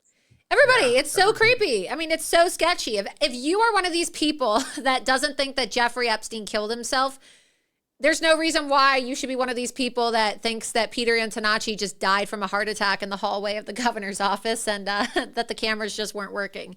I don't know. Very weird. But we have other stories to move on to. So with that, Chris, thank you so much for coming on tonight. I really appreciate you joining me. Thanks for having me on, Laura. Yeah, thanks. See you soon. Bye-bye. Bye. Well, never a dull day here in the free state of Florida. I'm seriously going to beat the living crap out of the next person that says that Florida is the free state of Florida, okay? I don't want to hear it anymore. That really triggers me, okay? People will say, oh, what triggers you? That triggers me. I get very triggered because it's not the free state of Florida, and this state is really screwed up. I've been living here pretty much my entire adult life with the exception of a hiatus when I went to go work for Veritas in New York, and I'll tell you right now, life used to be a lot better in Florida, a lot cheaper, and Ron DeSantis is a bad guy, okay? A lot of people didn't want to believe it when I first started talking about this stuff, but I'll tell you right now, he's a bad guy. Or as Trump would say, right? Was a bad hombre. That is a bad hombre. He's got some dark energy. I don't know. You ever just meet someone and you just feel like you got to take a hot shower because they just have such bad energy? That's what it's like when you meet Ron DeSantis. The guy is just a dark person. Anyway, I want to take a moment to thank the sponsor of tonight's episode of Loomer Unleashed. All right. As you know, we live in a world with a lot of censorship. We live in a world with a lot of debanking. And one of the issues right now is this topic of a digital currency, right? The digital currency. And so with the digital dollar up until now, or the CBDC, as some people like to call it, it has really been nothing but a headline, with a lot of people speculating about whether or not this is going to become our reality. But sadly, it is. Right now, things are developing at a rapid pace. It started with a sweeping executive order from the Biden administration. And now central banks are even hiring for their development of these digital currencies. Here's the thing. A digital dollar can be used to track your purchases, control what you buy, and even seize or freeze your assets. As many of you know, right, I've been debanked. I had been shut down from my account. I've been banned from payment processors, and this could happen to you too. I didn't break the law. They just decided to target me because I'm a conservative. And you don't want to live in a society where your dollar could be digitized, and then one day you wake up and, you're not vaccinated. Whoops, you voted for Trump, so now you're going to have your bank account frozen, or your currency is going to be frozen. And this is why it's extremely important that you protect your money with precious metals like gold and silver, okay? I've been saying this for a long time. And this is why I've partnered with the top-rated precious metals company in the country, Goldco, the sponsor of this episode tonight, because they're a great company with an amazing reputation. And right now, Goldco is giving you up to $10,000 in free silver while supplies last. Plus, all qualified callers this week will receive a free Ronald Reagan silver coin. So don't wait until all of your money is under Biden's control. You definitely want to get in on this deal today. So how do you get this amazing deal? Well, you're going to go to loomerlikesgold.com to learn how you and your family can get started today. Again, that's loomerlikesgold.com. loomerlikesgold.com. Check it out. Tell them Laura Loomer sent you, and make sure that you protect yourself and your family from a tyrannical, censorious, illegitimate Biden regime, and back up your wealth with precious metals like gold and silver today. Again, that's loomerlikesgold.com.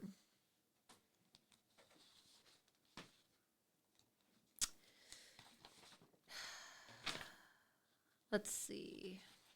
A lot to talk about. Here's that crazy article. You know, let's pull that article up. Here's what happens if Donald Trump dies while running. You know, we talked about this in the monologue, and I want to get your take on this because this is obviously what I was talking about with the assassination porn. You know, we talked about Peter Antonacci, but now let's talk about how, you know, you may have seen in the news, Milley, Geert Wilders, right? All these nationalist, populist candidates that are now getting elected around the world. And over the weekend, it was quite disturbing, right? Here's this article that was just published. Here's what happens. You can see it on the screen here. If Donald Trump dies while running in the 2024 presidential election. So I lost my shit this weekend when I saw this article, and I threw a temper tantrum because I'm just sitting there thinking to myself, what is wrong with these people in our country? Okay. What is wrong with Business Insider? That they're going to be fantasizing, or as I like to say, assassination porn, right? Literally like getting off to like this disgusting idea like, oh yeah, Trump's going to die. Let's think about how amazing our country's going to be once Trump dies. It's just sick. It's so gross. You used to actually get paid a Secret Service visit if you talked like this. And now it's just been normalized. And it's really gross that the media is talking about this. It used to be like one of those things where you'd be sitting in a room and people would audibly gasp and they would say, oh, you don't talk about that, right? Like I remember when I was a kid and I would ask questions about things like that, and my parents would say, no, you don't talk about that. Like to say the words assassinate a president in the same sentence, it's like one of those things that you just don't say ever. You know, like there's things that you don't say, even hypothetically, you don't joke about it, you don't say it. And now you see the left is freaking out because Biden is failing. Trump surpassed him in major key swing state polls.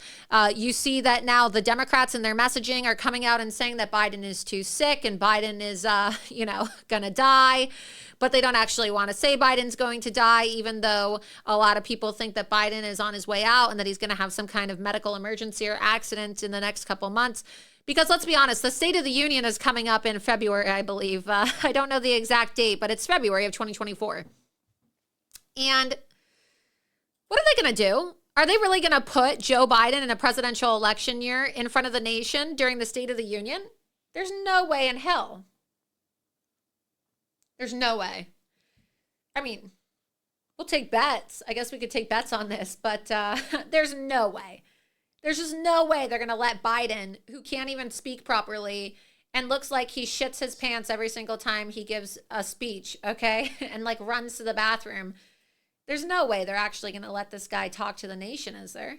No, they're going to try to kill him off or say that he had some kind of fall and that he suffered a bad brain bleed, right? Because that's what happens to old people. They fall and oops, their heads are delicate like babies. It's soft. And I'm not trying to be vulgar here, but that's literally what happens. How many times have we seen stories?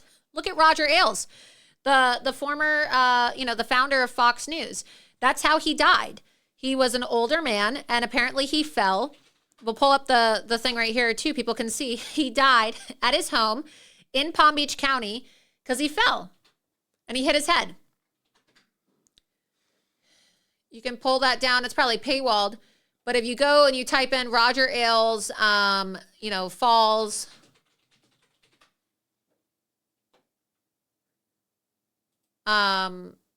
Slips and falls can be deadly. Death of Roger Ailes exemplifies the risk for older people. Fox News CEO Roger Ailes died at the age of 77. Following a fall in his bathroom that resulted in a head injury. Okay, he was 77. Biden just turned 81. It's you could die in your 70s from hitting your head and falling. So what's to say Biden's not going to fall? We already know that he's fallen in the past. We've seen him fall up the stairs. We've seen him fall on a bike before. It wouldn't take much for them to say, oh, he was at home riding his bike with his grandkid and went to go get some ice cream and was distracted and he fell and hit his head and he's in a coma and a brain bleed and we don't know if he's going to wake up. Bye-bye, Biden. Oh, time to bring in Gavin Newsom. Sounds really... I'm not saying this is what's going to happen, but I wouldn't be surprised if that's how it rolls out ahead of the State of the Union. And maybe they'll cancel the State of the Union because of an emergency situation so that they don't have to have Biden. Right? Maybe it will actually be right before the State of the Union. And then they'll have like an emergency situation where they're trying to figure out like what they're going to do to buy themselves more time.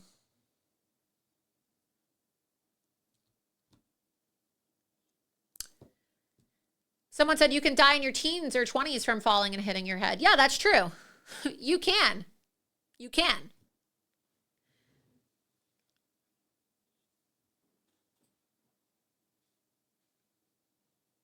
Fox is setting the stage for the general with the stupid Thursday debate. That's what I said. They're literally setting the stage for a general election.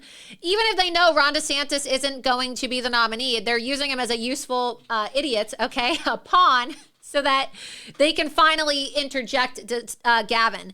Because right now, right, the Democrats have a problem. They've already said Biden's running for re-election, so they can't say, "Oh wow, Gavin Newsom is going to primary Biden," because it would be a Democrat Party civil war, like they say about the Republicans, you know.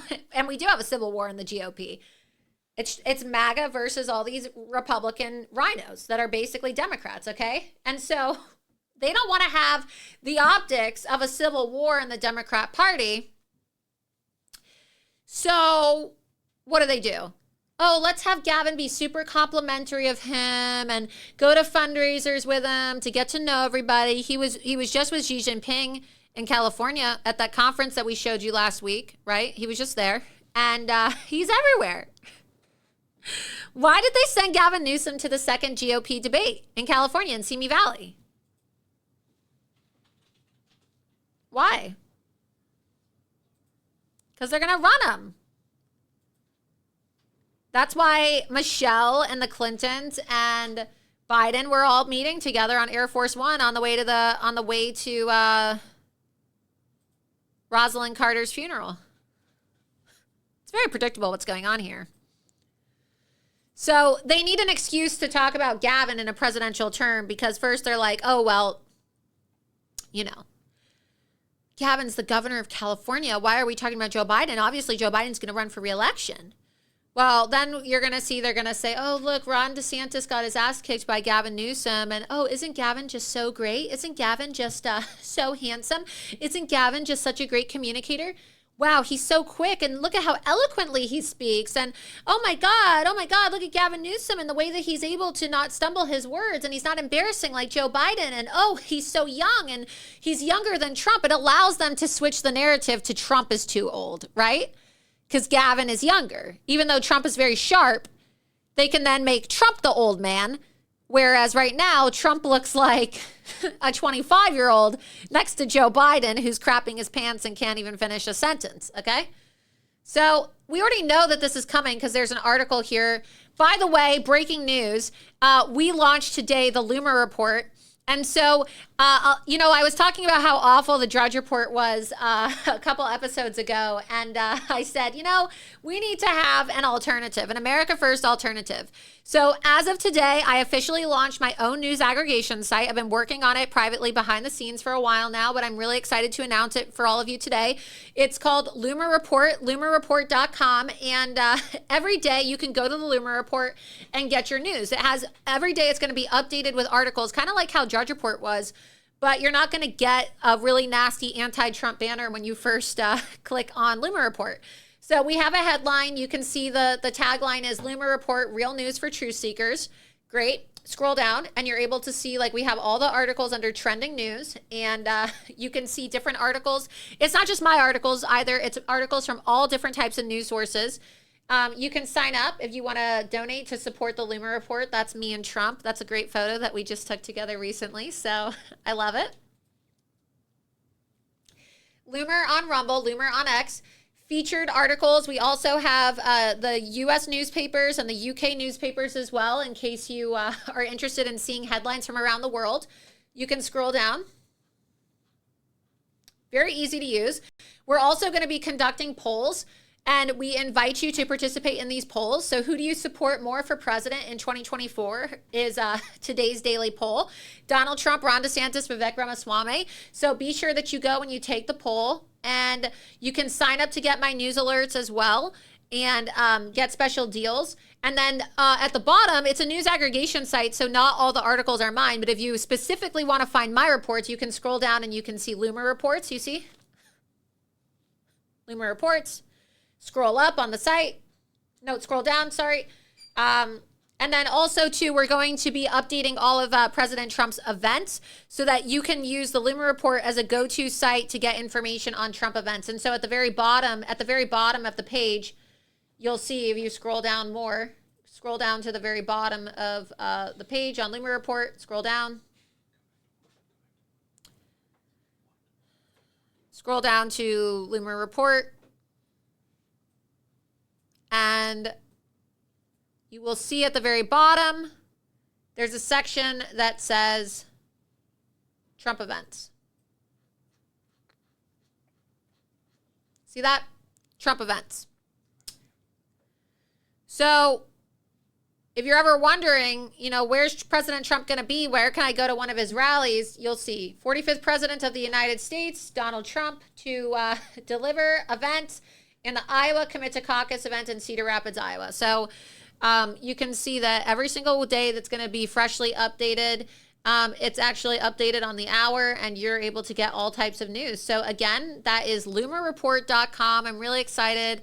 Hopefully you guys will sign up. That's where you can also donate to support work if you want to support what I'm doing. And that, of course, just goes into me being able to train other writers as well, because we have writers. We have a lot of young, hungry, you know, conservatives that I personally would like to intern and kind of mentor to be writers and to do investigative journalism too. And when you're able to contribute, I'm able to bring on other people, and I'm able to train young, you know, conservative writers or content creators who also want to help produce news content. So that's how all of you can support the site. It's free to join. And of course, you're going to want to bookmark that as your favorite, loomerreport.com. Anyway, on the loomerreport.com, one of the stories that we had linked today, if you scroll down, is a story about this brewing Democrat civil war from the Messenger, Kamala Harris versus Gavin Newsom, the coming Democrat civil war.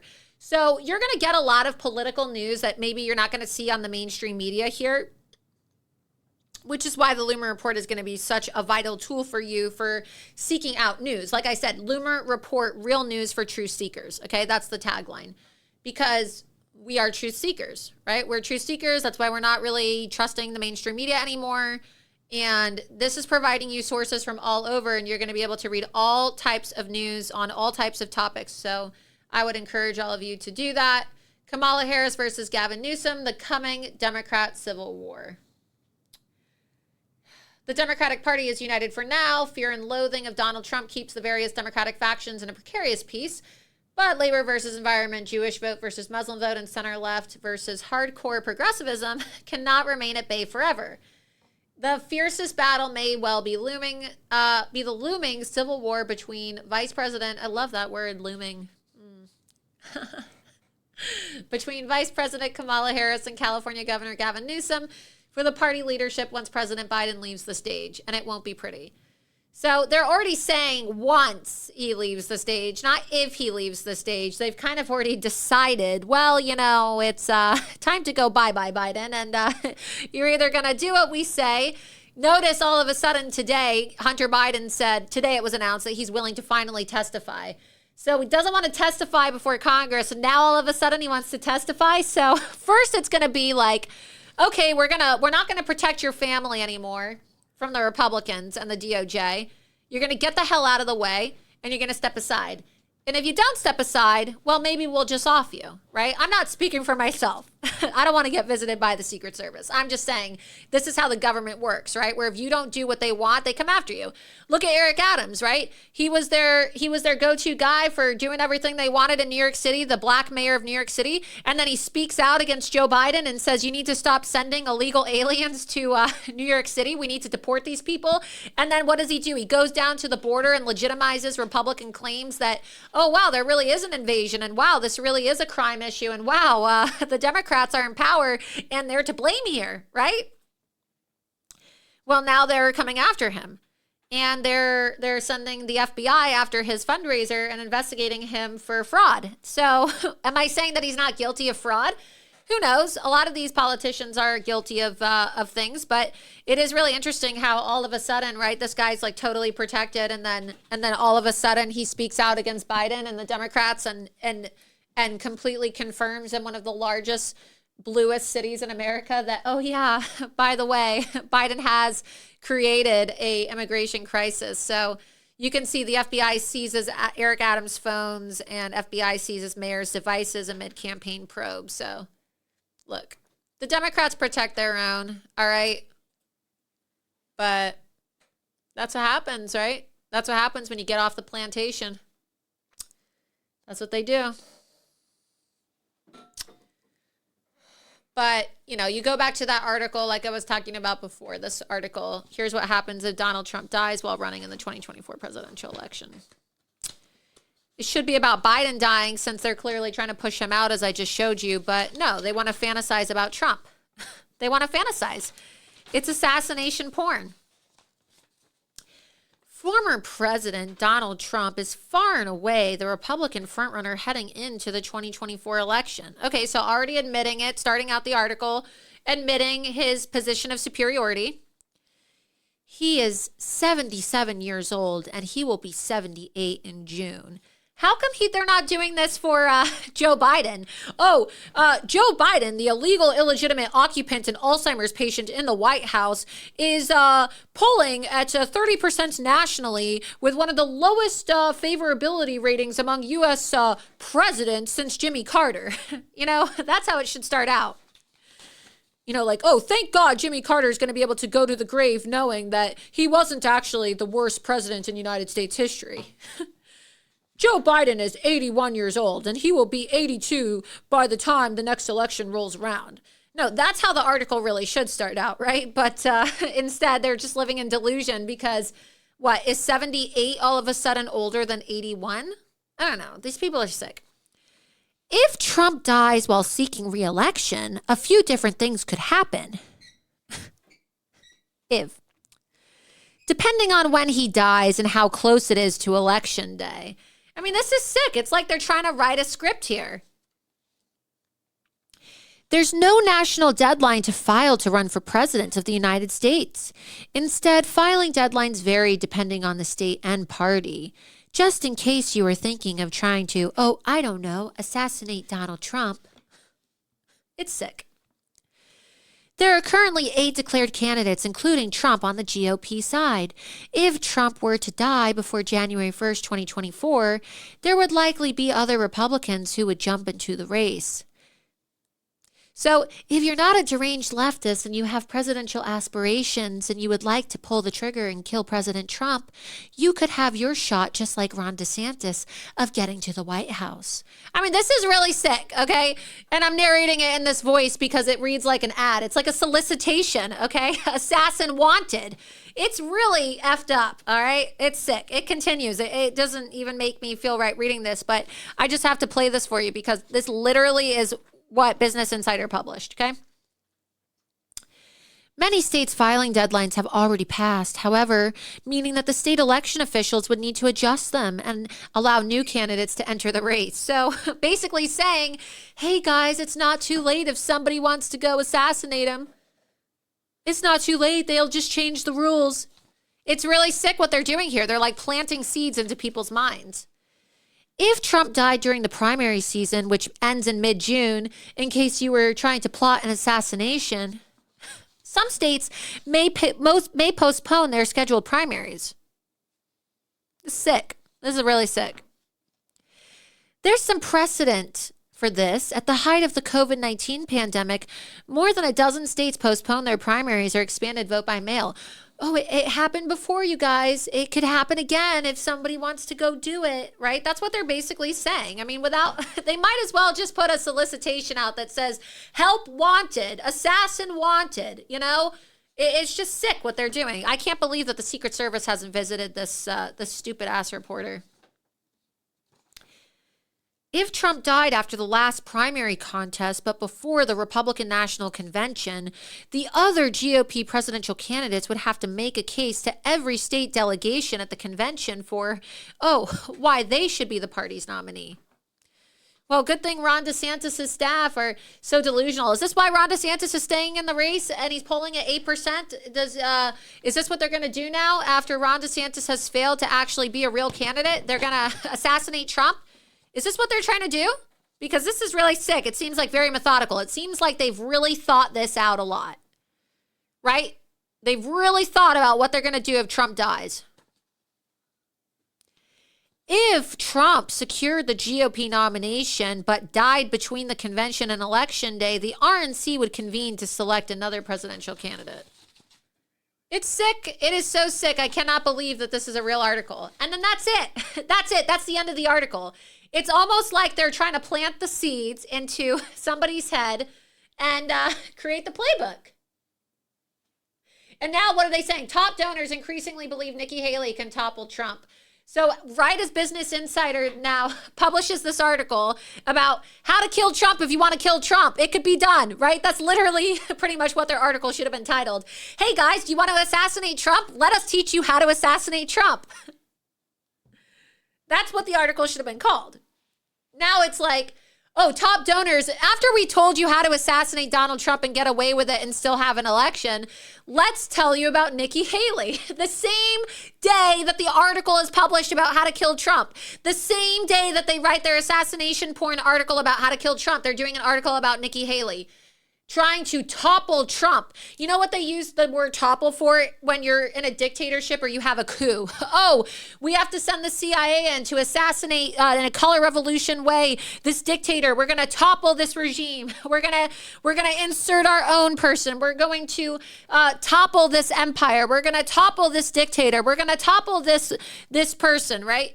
That's terminology used by the deep state when they want to take people out in assassination attempts or when you're talking about color revolution or regime change, right? Topple.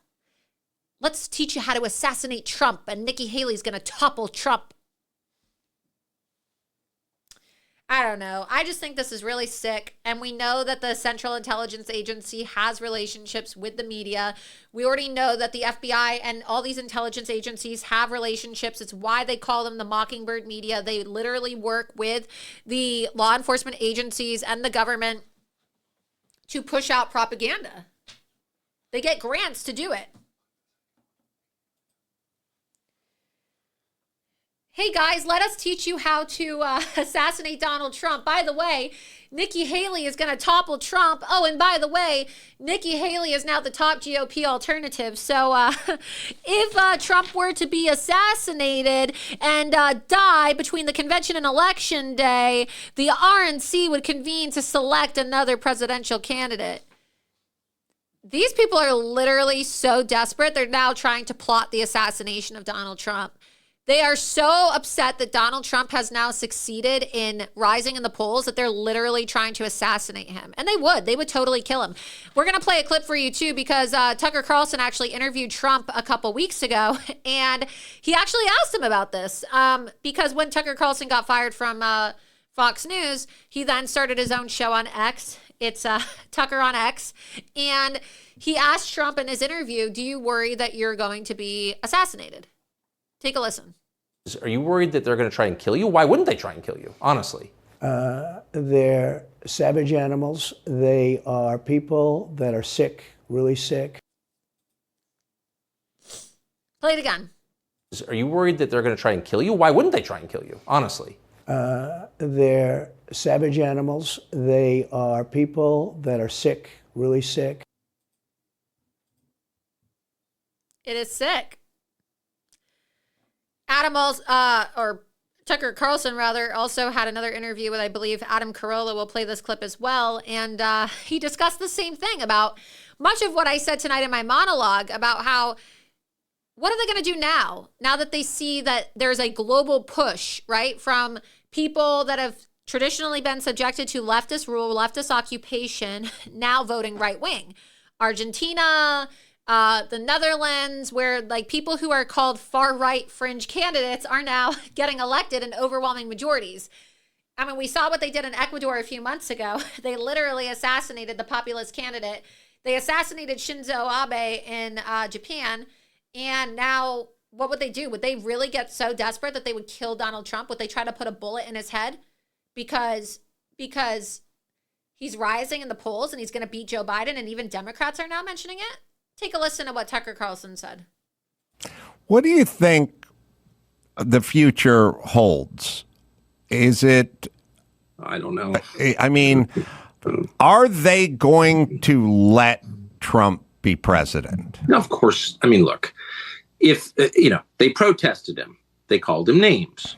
He won anyway. They impeached him twice on ridiculous pretenses. They fabricated a lot about what happened on January 6th in order to impeach him again. It didn't work. He came back. Then they indicted him. It didn't work. He became more popular.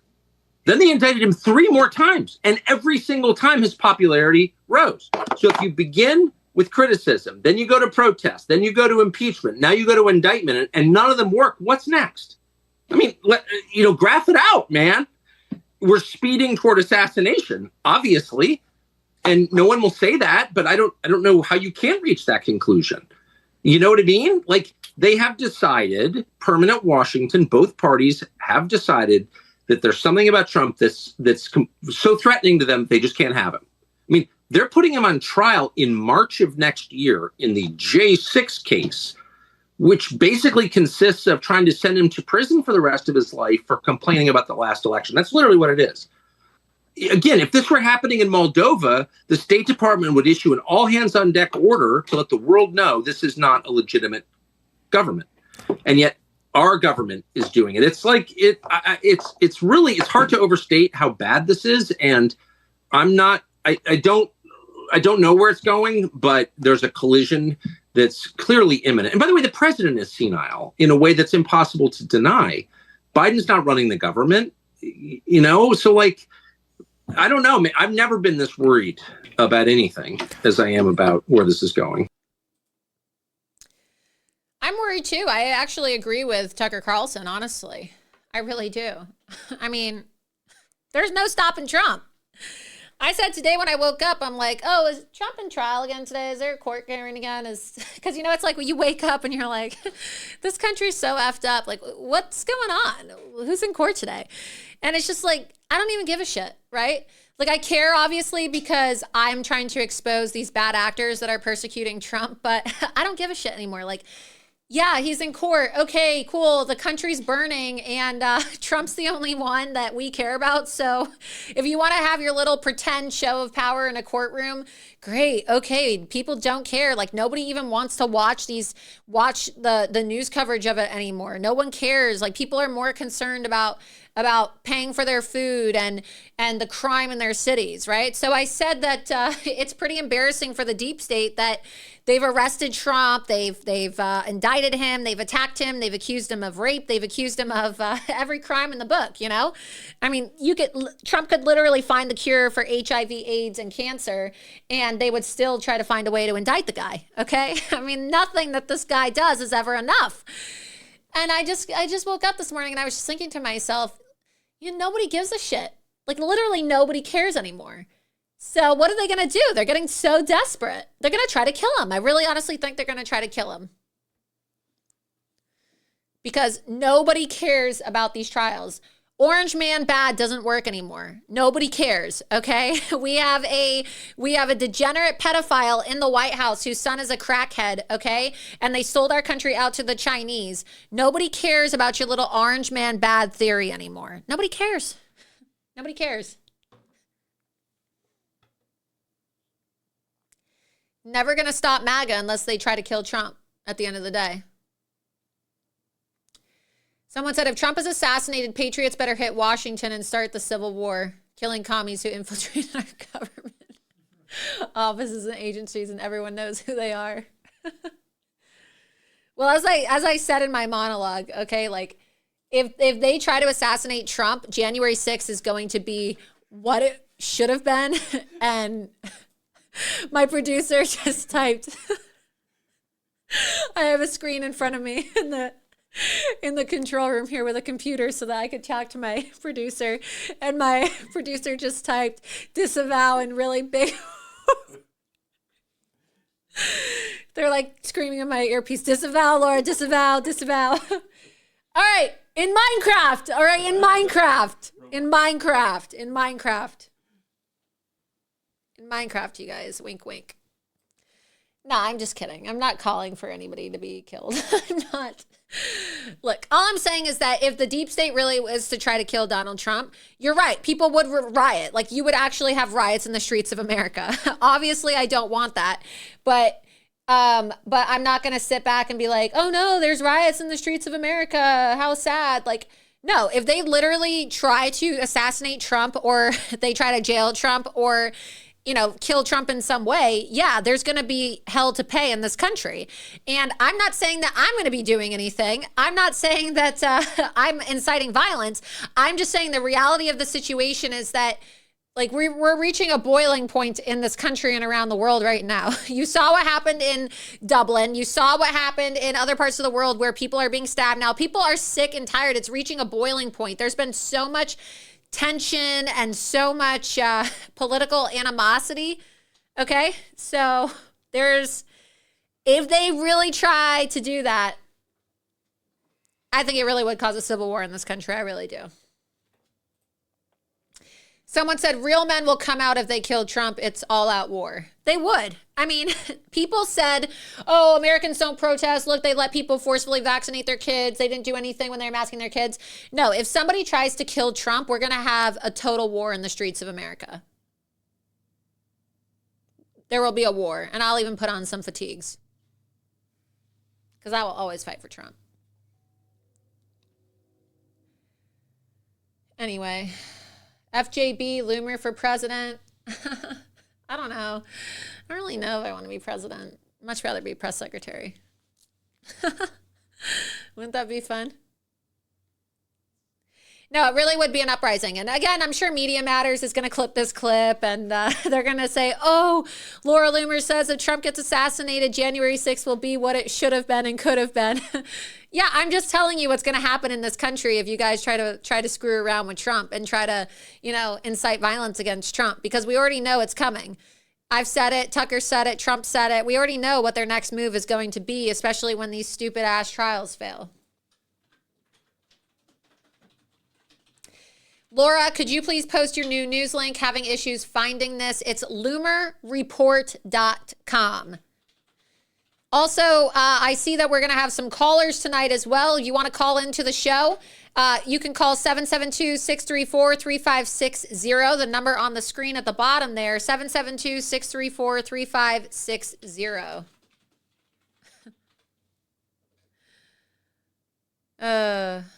Let's see. Someone said an uprising against who exactly? Well, all I'm saying is that it would probably be against the government, right? You'd see people take to the streets. I'm not saying that I'm inciting this or I'm calling for this. I'm just telling you the reality of what would probably happen. Like, people would go ballistic if they tried to kill Trump. People would lose their minds. It would actually spark a civil war in this country if they tried to kill Donald Trump.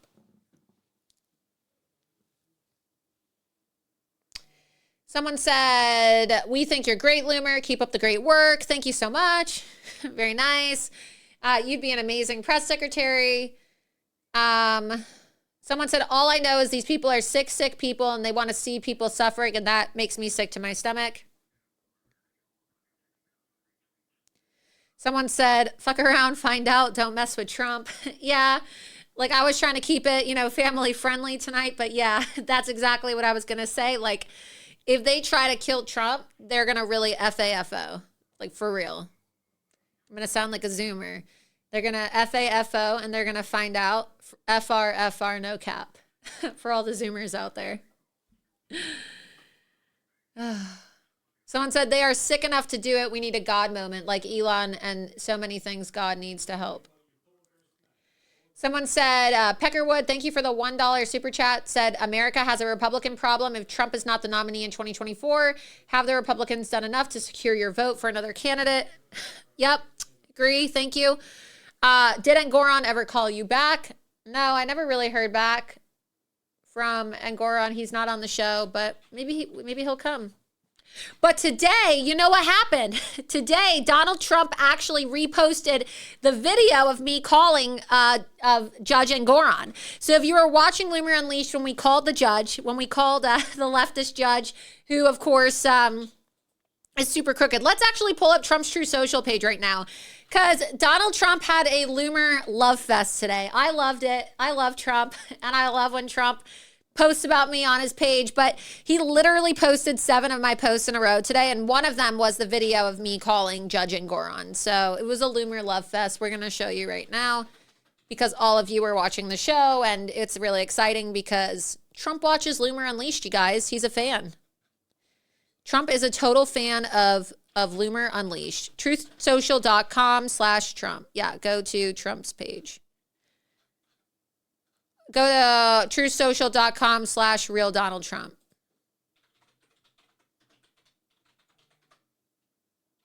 It's making you log in. Well, you can just go to my X account and see it. You could go to my X account and see it. They're going to pull it up right now on the big TV here. But if you're on Truth Social, you could see it. Let me pull it up. I'll put it on my X account right now while we get it pulled up. Actually, it's right there. Go to the article, loomered.com. Go to loomered.com and you'll see on the front page, loomered.com. Loomer leads the way in exposing Trump witch hunts. We got it up on the site, actually. Justin, President Trump just shared 7 of my reports in a row.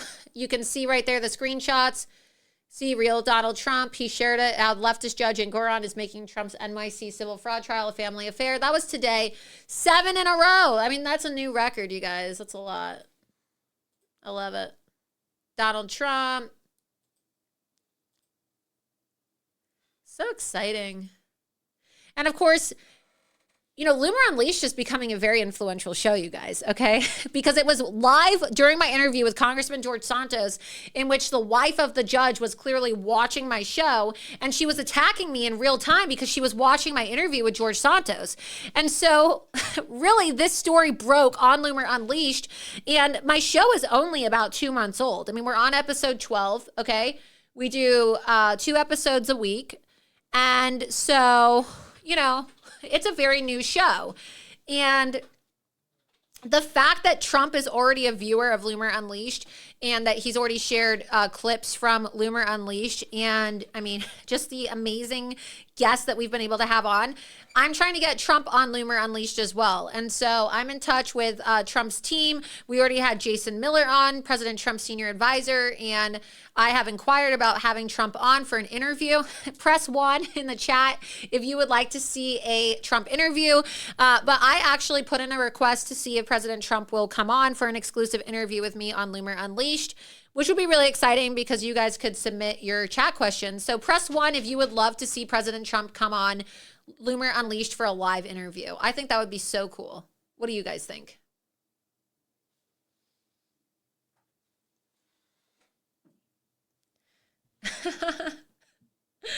One of you said, I bet Don Marie is watching now. Yeah. Fabulous that President Trump shares you.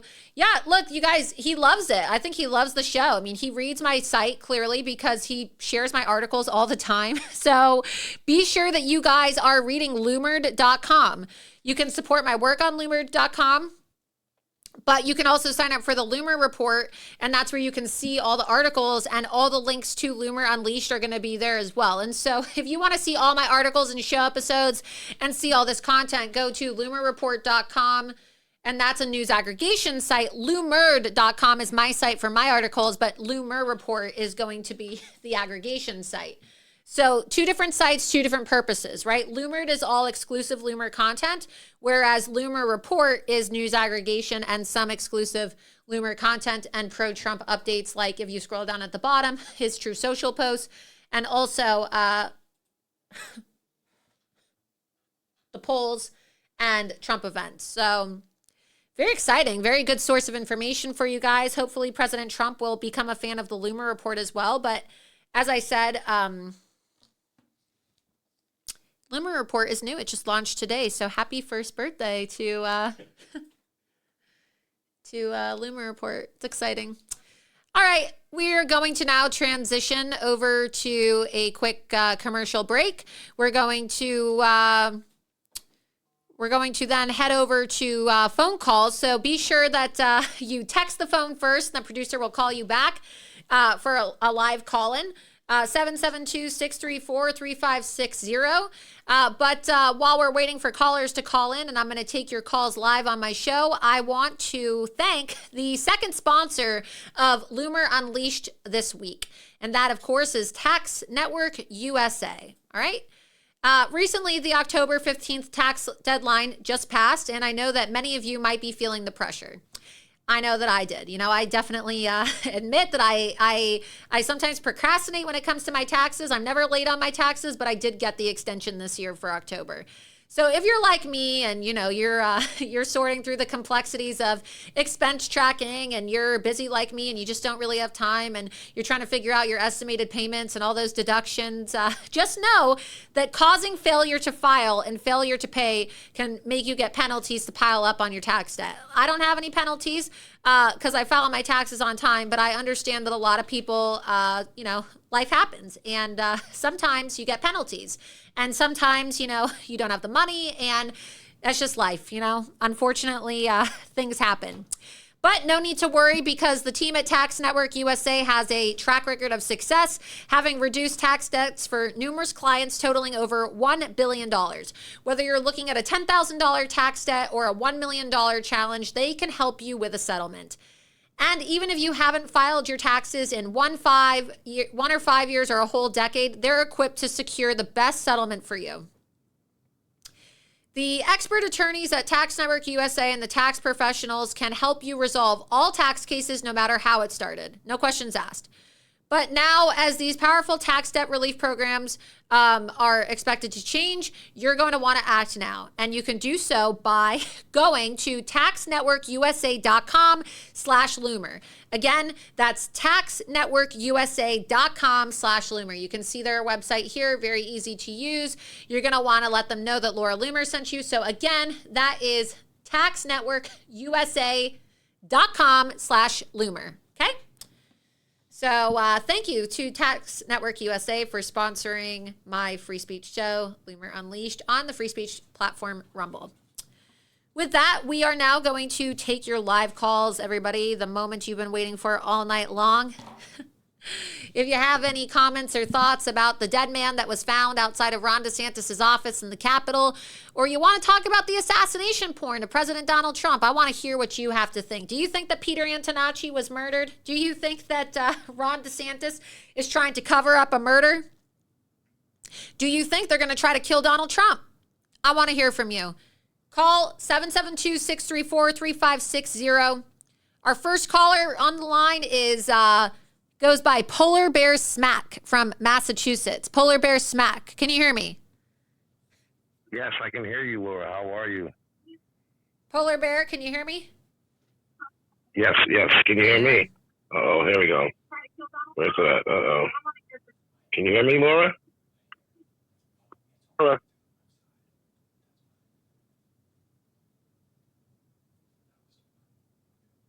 Laura, can you hear me? I think he's having an issue connecting.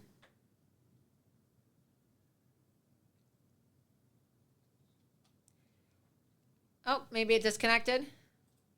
He'll call back. Well, while we're waiting to get him connected again, it seems like there was an issue. Let's go to the chat in the meantime. I don't know what happened there with the call, but we're going to get this all figured out. So... let's go to the chat in the meantime. Call 772-634-3560. Taking your calls.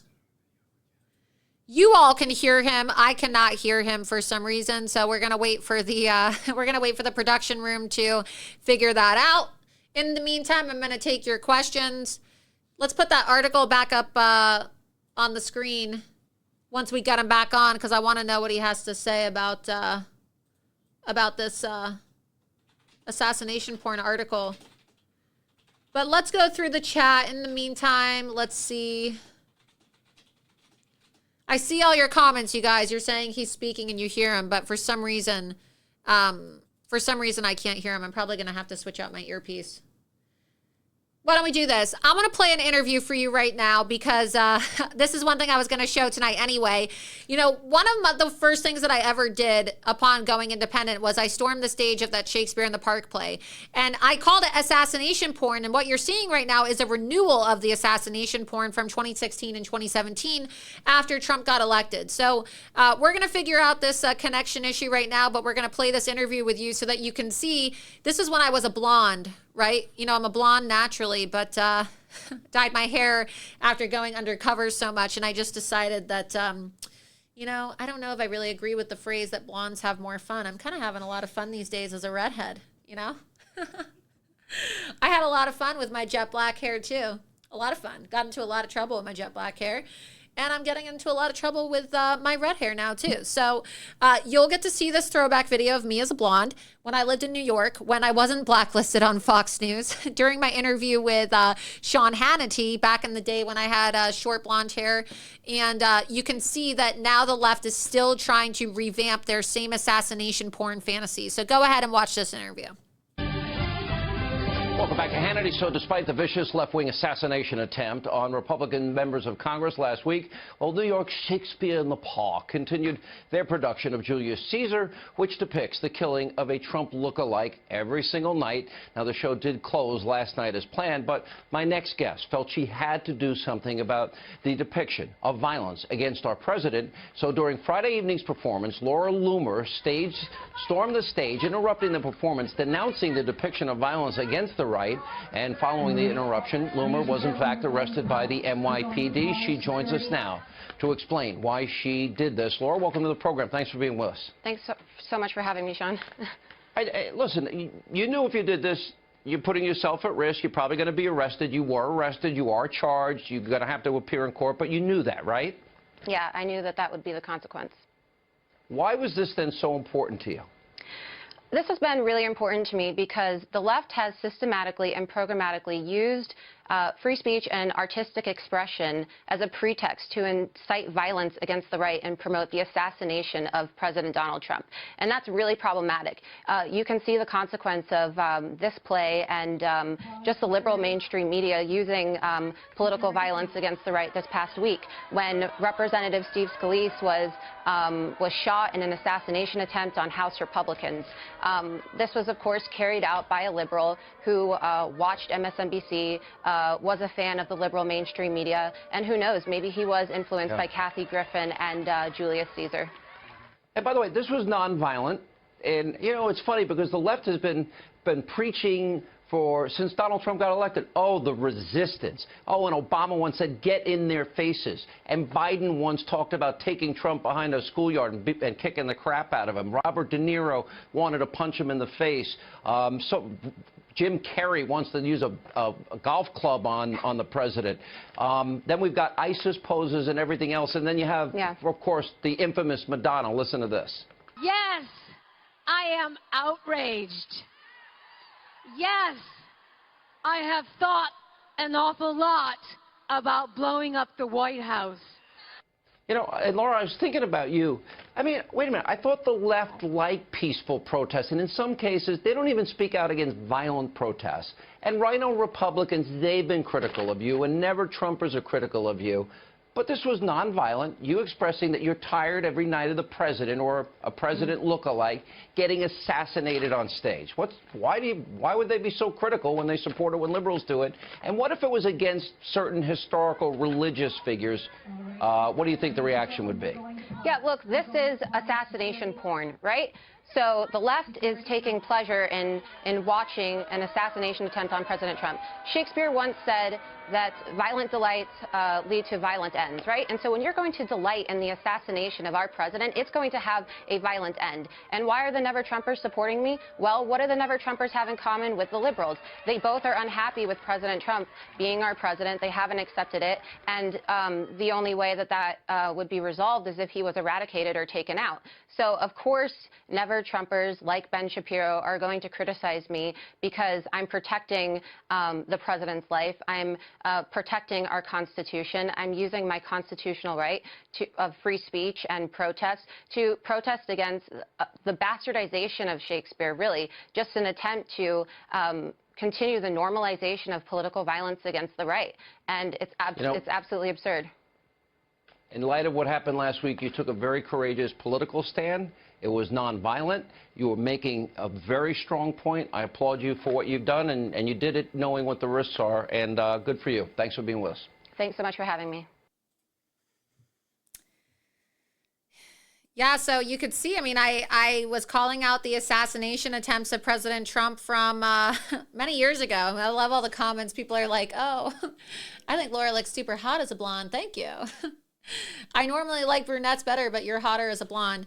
Yeah, I used to have, so, you know, my hair's naturally blonde. I have naturally curly hair. And when I worked at Veritas, I had to change my hair color a lot. And sometimes when you go blonde to dark, it's really hard to get the dark hair color out. And I had blonde hair, and I, you know, like from dyeing my hair so much at Veritas, I kind of like fried it, you know? So had to like cut it short. And I grew my hair out. Obviously, you can see like my hair is much longer now. But people are like, oh, wow, you look so different. Yeah, well, you know, that's what happens when you like dye your hair black and you dye your eyebrows black. And, you know, I guess I'm like older now too. That was a long time ago. So, but I don't know. I like the dark hair more. Although it was kind of nice having blonde hair. I had really short hair. Like I used to have kind of like a pixie cut, and it was cute. I guess some people liked it. And then I used to wear it straight a lot, and then I grew it out and it was blonde and it was curly again. And then of course after that, in order to disguise myself at James Comey's book signing, as I wrote about in my book, I had to dye my hair black. And once you put black hair dye in your hair and you have super blonde hair, there's like no going back unless you want to just completely ruin your hair. So I just stuck with it. But you know what they say, we all make sacrifices. Yeah. Anyway, I think we got our caller back. Polar Bear Smack from Massachusetts. All right. Can you hear me? You better be able to hear me now. All right. Can you hear me now? I can hear you. Is that Yep. better? That's better. I got it. We had to swap out for some reason. The audio was not transmitting on the earpiece, so I had to switch out my earpiece. But what's up? Listen, I was just calling in to say I'm proud of you. Congratulations on keeping it going and not stopping. When you first came out, I was scared. I was scared of you at first. I was like, listen, I hope this girl lives, because you know what she's doing. When you brought those illegals to Nancy Pelosi's house, that was hilarious. When we had original Twitter, I just started sharing that. I shared it and it went viral. And I was like, listen, whoever Laura is definitely a person for the people. And you know, I just started going hard myself too. So, you know, I was hanging out with a buddy, True Reporting Thomas. He's on Rumble as well too. And we was like, listen, I think Laura is the shit. Yeah, excuse my language, you know. But yes, Laura, we appreciate your work there. Yes, I just want to say thank you for what you're doing, and don't stop. And it's MAGA for life for me. So, you know, MAGA for life. That's right, MAGA for life. I am a black guy. So, you know, for all those people saying Donald Trump is a racist, I think that you should, you know, look at what you're saying. Go do your own research, and you'll see that Donald Trump was like the only dude inside the studio with 50 Cent. So you're in Massachusetts. Like, what are people thinking of Massachusetts? Because I actually did a semester in Massachusetts. I lived in Massachusetts for a couple months. I couldn't stand it. I had to leave. Yeah. I felt like probably one of the worst decisions I ever made was going to a women's college in Massachusetts. Not good. I didn't last. But what are people in Massachusetts thinking? Because it's obviously known as like a bastion of leftism. So are people waking up in Massachusetts? Are you seeing a lot of people that are traditionally Democrat? Honestly, I'm going to be honest with you. You know, we all voted for a lot of, like, at least 70% of the people voted for Donald Trump here in Massachusetts. Now, I'll never forget the day of when we went to go, you know, vote. So I noticed that everyone that voted for Donald Trump, they had police officers there. They were marking everyone's vote in red marker. I will never forget that. And I'm like, why are they doing that? And, you know, they got these people off to the side, you know, taking Donald Trump's vote. So I was watching exactly what that was. And that was in like a high school near my home where I went to go vote. So I know that they did that with everyone's vote here. But I know Massachusetts, they say that Massachusetts is super liberal, but it's only like 30%. But other than that, I think most of us support Donald Trump. We love his policies. I'll never stop loving the guy. I don't care, if he runs for president or if he doesn't run for president. I just, yeah. Well, I didn't know you went to school here too. Well, you got to spread the word. You got to tell everybody you know to get out and vote for Trump. And I really appreciate you calling in, and be sure that you're registered to vote so you can vote for Trump and get everybody out to vote. Listen, let's vote for Laura Loomer too. Yeah. I want to do that too. I was like one of the first people to Loomer for president, and that was years ago when they shut off the Twitter account there for me. Yeah. So, that kind of hurt us that day. That same day, the day when we all got kicked off of Twitter, Mike Lindell retweeted my tweet, that I tweeted about him. I got 50,000 retweets. I remember exactly what I said. I said, thank you, Donald Trump. Thank you for bringing me closer to God. Thank you for, making me feel proud about this country again. And I was just like, yeah, they got rid of that. They could not take that. They were like, wait, hold on, he's black? And he's saying that too? No, we gotta take this down immediately. Yeah, they took away your black card, right? They sure did. They sure did, right? Listen, guys. They took away my Jewish card too. They said I was the wrong type of Jew. Right, come on. They said I was the wrong type of Jew for supporting like Trump and for being conservative. So I don't get invited to any more of the nice Jewish events anymore. I used to get invited all the time to all the Jewish galas when I lived in New York, and all the Jewish events. They and you, huh? No, most Jews in this country vote Democrat, and so. I was so outspoken and so right wing. It wasn't that. And look, there are Jews that support Trump. Obviously, there's the Chabad Jews, and there's conservative Jews in this country. But when you're a woman and you're Jewish and you're pro-Trump and you're very brash and in your face, I used to get invited to all the events, and now nothing. So. All right. Yeah. See, you know what? And it's like that. It's the same thing for my community too, because I'm black. Like when I was born, my mother was like, "Oh yeah, well, this is what you do. You vote Democrat all the time." I'm like, "Mom, why do we do that? Oh, because Republicans are rich." I was like, that's interesting. And so, back in I think 2015 or 2014 or 2015 or something like that, I switched over to becoming a Republican. But it was everything that Trump was saying before he became president. That's what exactly. I'm like, why is he saying everything that makes sense? It just made sense to me. And that it was a Joe M video. I'll never forget that Joe M video. And I think they scrubbed that off the internet. But Joe M, he made a real good video, and I shared the video with someone that I know, and they were like, why are you looking at this type of stuff? I was like, I'm just tired of putting the blame on who does the blame really go to? And I know who it goes to. It goes to these career politicians. We talk about Trump. Trump is not a career politician. He's a businessman. And so, all of these years of watching him grow his businesses. So what, he's failed a few businesses. That's what everyone does. That's how you learn to become a better businessman.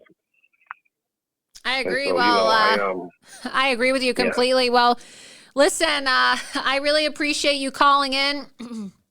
Really nice call tonight.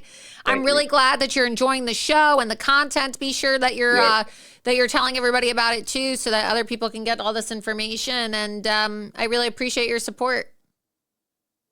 Thank you so much, Laura. You have a great day, and shout out to your staff, your mods too. These are great people.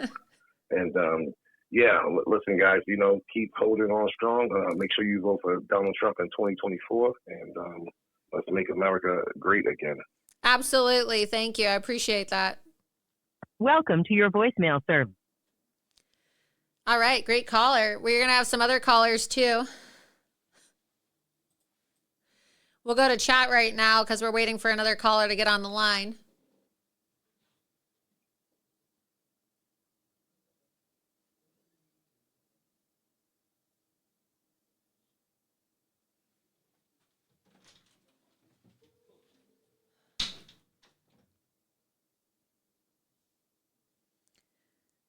A lot of nice comments tonight. We got any more super chats?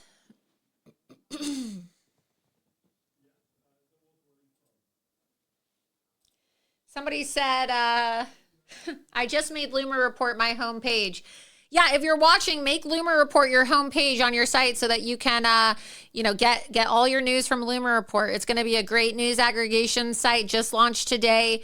All types of news, right? This isn't just my posts. These are all types of articles from all around the world, all types of sources, and you're going to want to watch them. I think it's going to be really great for all of you.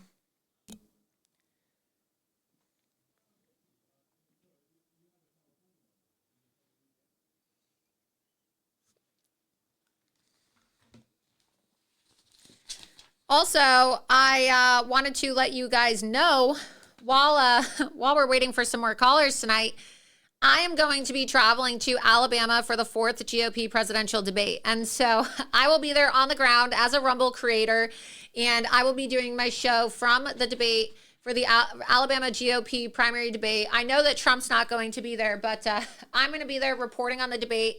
And it's going to be really great because I'm going to be able to do a live show from the debate.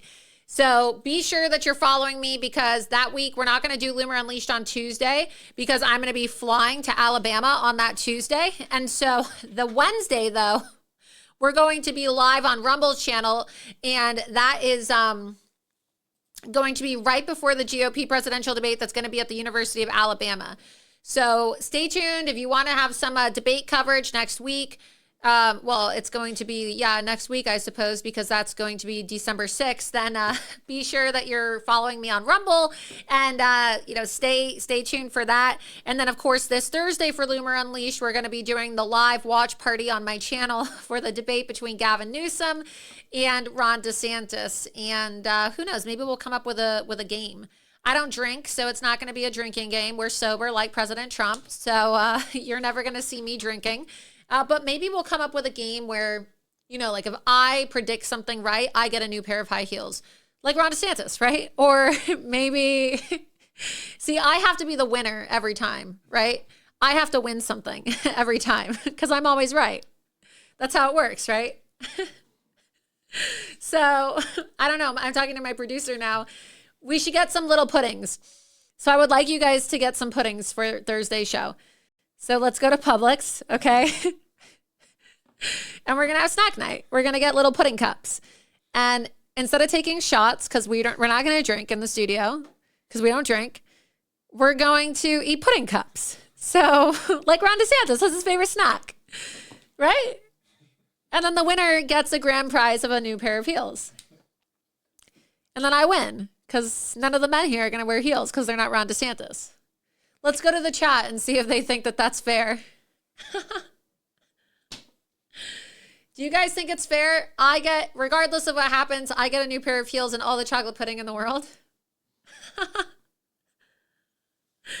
don't even really like wearing heels that much, but we can find a low heel, not a high heel like Ron DeSantis, because, not like that, not that extra.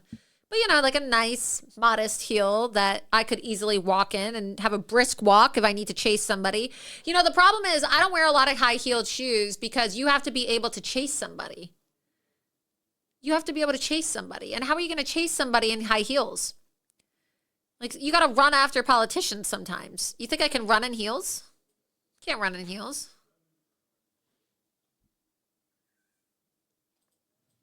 I can't. Laura, please have Carrie Lake on your show. I would love to have Carrie Lake on. I love Carrie. We're going to have her on. I told her that we were going to have her on. Somebody said invite Don Jr. on. Look, I like inviting all types of people. Don Jr. is going to come on. We're going to so let me tell you, confirmed guests who we have. We haven't booked them yet, okay? But confirmed guests, people who are going to be coming on the show. Tommy Robinson, Katie Hopkins, Roseanne Barr. I saw my girl Roseanne Barr at the Trump rally a couple weeks ago. That was fun. And she said that she's going to come on the show. So stay tuned. We're also going to have Kash Patel on. Kash Patel is going to come on the show sometime. So these are all people that have confirmed to come on, but we just need to get them scheduled for a date. So coming soon, we will have a lot of really interesting, fun guests on the show, just like we've had in the past. So it'll be a lot of fun. Somebody said, I prefer boots. Yeah, maybe the boots are more realistic.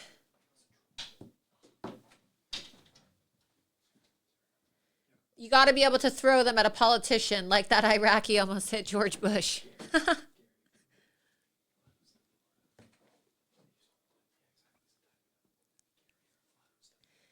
Somebody said, I loved meeting you at the Fulton County Jail. Oh, that's so nice.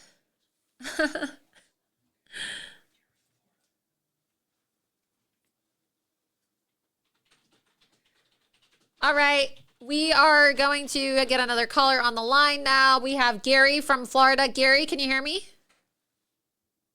Yes, I can. Hey, Gary. Thanks for calling into Loomer Unleashed. How's your night going? How you doing? Oh, I'm doing well. We're just... I can hear you. I guess I'm live with the MAGA trap queen herself. Yes, you are. You are live with the MAGA trap queen. Where in Florida are you calling from? And what did you want to talk about tonight? I'm actually in the Port St. Lucie area.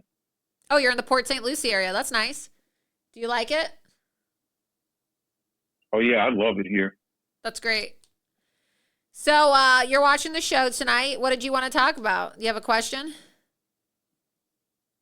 Yeah, I wanted to talk about the DeSantis murder. Uh-huh. Well, alleged murder, right? Because that's the question. Did he murder him? Was this guy murdered in Ron DeSantis's office? That's, I think, what we're all asking. I mean, you were watching tonight. What do you think? I mean, what do you think about this report? Do you think that it's questionable? Like, do you have questions thinking that this guy was murdered? Yeah, I think you're absolutely right. I think that basically it's similar to the Epstein incident that happened. Uh-huh. And I also think that, I don't know if you know this, but the Epstein killing, if you want to call it that, they actually found nitrous in the guards' blood that were at the actual jail. Oh, really? Yeah, did you know that? They found nitrous in their blood. The feds checked their blood because they found them, they were passed out. Yeah. See, I didn't hear about that. I just knew that they were charged with falsifying records. Weren't they charged with falsifying records, I believe, right? And then they said that they lied and said that they weren't asleep, but they did fall asleep. And then they said that the cameras were broken, which is why this kind of reminded me of the whole Epstein situation, because we saw the same thing where it was like, oh, you know, the cameras were out and everyone said, well, this will be easy to see if Epstein killed himself. Let's see the cameras, right? Because they said that he was supposed to have 24/7 surveillance, and then, oh, the cameras don't work. So it's very similar to the situation in Ron DeSantis's office. Very weird. Yeah, how crazy is that? All of a sudden the cameras just go down. And it's not all the cameras. It was like, it was a guy few of the cameras, falls right? and cracks his head on a doorknob and he's dead. Yeah. And they didn't say all the cameras, right? Because some of the cameras worked. But the one that would have shown any kind of altercation in the office one right just outside happened. his Right, office. exactly. It just happened to be down. So Yeah, that's insane. yeah, it doesn't really make much sense. And I don't know, like you could have all types of cardiac incidents. You're not going to turn blue and purple from having a heart attack. Right. That's what I'm saying. So I don't know. It's a little strange. Are you voting Did for you also Trump in know the that, primary? I voted for Trump in 2016, Laura. I voted for him in 2020. I was down at the Hialeah MAGA rally when you were there. Oh, nice. Yeah, I was actually looking for you, but I got there late. Well, there's going to be other rallies too. So you're going to vote for Trump, right, in 2024? Absolutely. I would vote for Trump even if I was dead, and I would vote for him in the afterlife, just like a Joe Biden voter. Well, if you voted for him you probably wouldn't be voting for Trump if you were dead. You'd be voting Democrat because they would be stealing your vote. But Exactly. what do you think about this assassination porn article I showed tonight? What do you think about the idea that they're going to try to kill Trump and this Business Insider article that I read? Doesn't it sound like a manual? I mean, what do you think about it, having heard it? It scares me because I'm somebody that believes in like MK Ultra. Yeah. Well, I mentioned that in my monologue like tonight. It's almost like they're, yeah. Yeah. It seems like they're like trying to trigger somebody out there to go out there and actually kill him. That's what I was thinking too. And I mentioned MK Ultra in my monologue tonight. I don't know if you've been listening to the whole show, but that's exactly right. Right? Like they trigger people with it's like with trying to MK get a Ultra. Manchurian candidate, Yeah, somebody out there to just get triggered to try and kill 'em. I know. That's what I'm thinking. It's so crazy, and they do it too. I mean, there's a history of the CIA and all of the MK Ultra stuff that they've done. Yeah, we're looking at And it they, right now on you the know, screen, and they it did that says during CIA Vietnam mind and control. everything. Sorry, not to cut you off. The Phoenix Project. Yeah. We have it pulled up here on the FOIA request right here. CIA mind control project included assassin making. So absolutely, where they try to use MK Ultra to train assassins.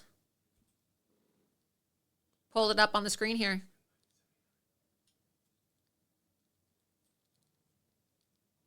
Can you hear me, Gary? Yeah, MK Ultra actually stands for manufacturing killers utilizing lethal tradecraft for assassination. Yeah. It's scary. It's really scary stuff. Oh, and did you see that DeSantis once set up some kind of company called LSAT? LSAT? Yeah, LSAT was something that he set up with his law classmates like years ago. And the guys that were his law classmates, he still does business with them. One of the guys was just, he was debarred for being caught for like bribery or something. We're pulling this up right now. It says, I didn't hear about this part. It says, before entering politics, Ron DeSantis touted his Ivy League pedigree.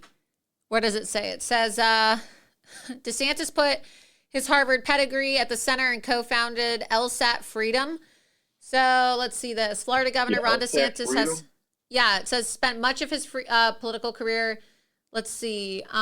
Before he was a Republican congressman, the governor or presidential candidate put his Ivy League pedigree front and center as the co-founder of a company that charged people $499 for 90 hours of instruction time to help them pass their law school entrance exams. We are the only LSAT test prep company. Yeah, go ahead. The two guys that he founded it with, which is Taller and Rob Fojo. Yeah. Fojo. They just in 2015 they found liable for civil racketeering violations, and Fojo was suspended his law license in New Hampshire. That's why he came to Florida. Crazy. You're right. I'm reading this right now. This is crazy. I had never heard about this. Wow, look at you. You're like flexing me on my own show. I usually know everything about Ron DeSantis, and I finally met someone who knows something I don't know about him.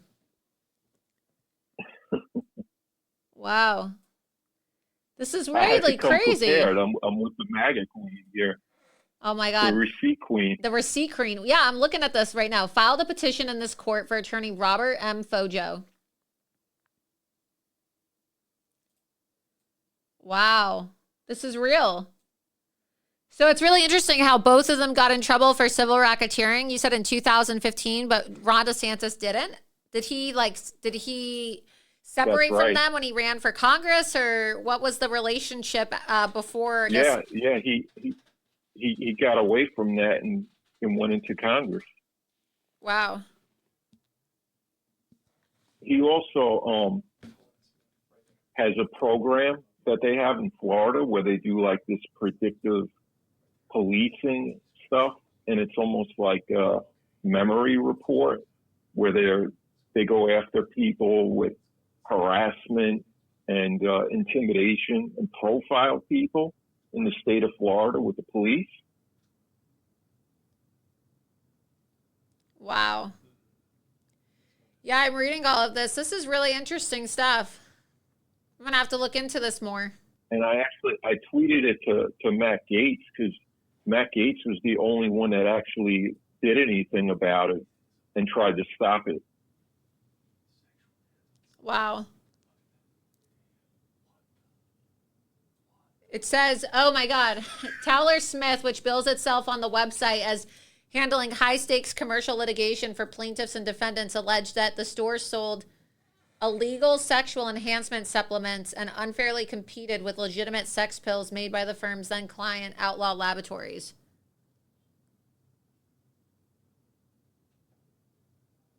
So the guy, I guess the guy that DeSantis tried founding this company with got in trouble for something involving sexual enhancement drugs. Oof. Yeah, Maybe we have a new nickname. We got a new nickname, Ron the Sex Pill. Ron the Sex Pill. This is crazy.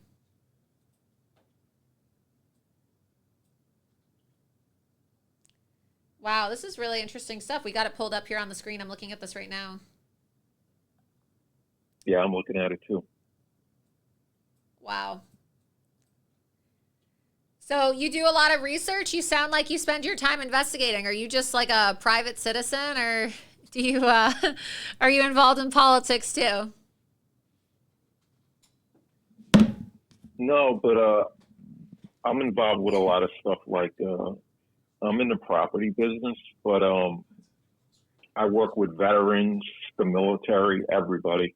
Oh yeah. And I've been in this, like, I've known about this stuff for over 20 years.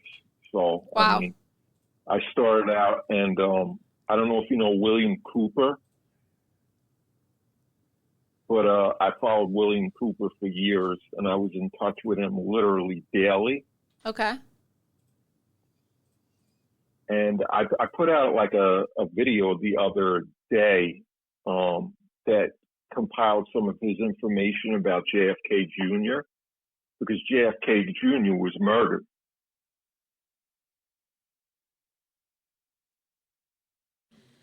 Well, it certainly sounds like you know a lot about this. I'd love to connect to offline as well once the show's over. You know, you're in touch with my producer now because I'd love to get more about this. Absolutely. This is really interesting. I mean, I've never heard this. I honestly, I feel like I've known everything about Ron DeSantis, but I have never heard this story before about his law partners. So this is really creepy, especially. I was looking for anything I could find that you might not know.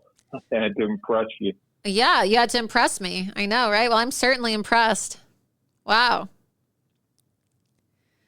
This is really crazy. And also, too, you know, for the guy that likes to call himself Mr. Law and Order, he sure seems to be surrounded by a bunch of people that are really breaking the law and involved in a bunch of degenerate behavior. Have you noticed that? Yeah, I think he's really dirty. Oh, absolutely. He's a shady person. I really do. Exactly. I don't know. Yes. This is just not good. There's going to be a lot of information, I think, that comes out. And I think that this story about Antonacci, and now that the report is out, I think this is a real wake-up call for people, because it just shows you like how sinister it is. The American people are not stupid people. People can read a police report and they can see for themselves things don't add up, right? That's why everybody jokes and says Jeffrey Epstein didn't kill himself, because it's now a running joke because of how ridiculous it is that they want us to believe, with all of the weird things that happened, that this guy committed suicide. I don't believe that Peter Antonacci died by having a heart attack. I don't. Yeah, to tell you the truth, I think that Epstein is actually still alive. You know, a lot of people have said that. A lot of people think that. They think that because he's tied to the CIA, and because he was tied to Bill Barr and tied to so many people with connections and all these world leaders, a lot of people think that his death was faked. Yeah, I think they wanted to keep him alive, and they broke him out of his cell. And what they did is they used some kind of sedative gas and gassed the guards. That's why there was nitrous in their blood. And then the cameras were off, and they swapped out the body with a body double. And then that was it. Yeah, it definitely sounds plausible. I mean, look, I wouldn't put it past them. If you want to confirm what I'm saying about the nitrous in his blood, I got that information from Patrick Byrne. Yeah, I'm going to look into that, but I'm just saying that it's interesting that you said a body double, because when the guy, they'll tell you that 100%. When Epstein was photographed by the New York Post, I believe, People were comparing the side-by-side profile shots, and they're like, oh, his nose is not as pointy here. His nose is this. So a lot of people from the facial analysis said that it didn't even look like him. And I remember that being the debate, as people said, oh, you know, a lot of people don't think that he's dead. So look, the government lies so much. This is why people have theories, right? Because if the government was honest with us, then we wouldn't have to be so skeptical, right? But crazier things have happened, okay? They said that Trump was crazy when he said Obama was spying on his campaign. They said that, you know, they said a lot of people were crazy for saying things. And look, now we know. People said that we were crazy when we said the United States government was involved in 9/11. And now we know that our own government signed off on the visas for the hijackers. So, yeah, we get called crazy all the time. I haven't seen the 28 pages. The 28 pages from the 9/11 report are still redacted. Yeah. So, and you actually have to be a member of Congress with special clearance in order to even view the 28 pages.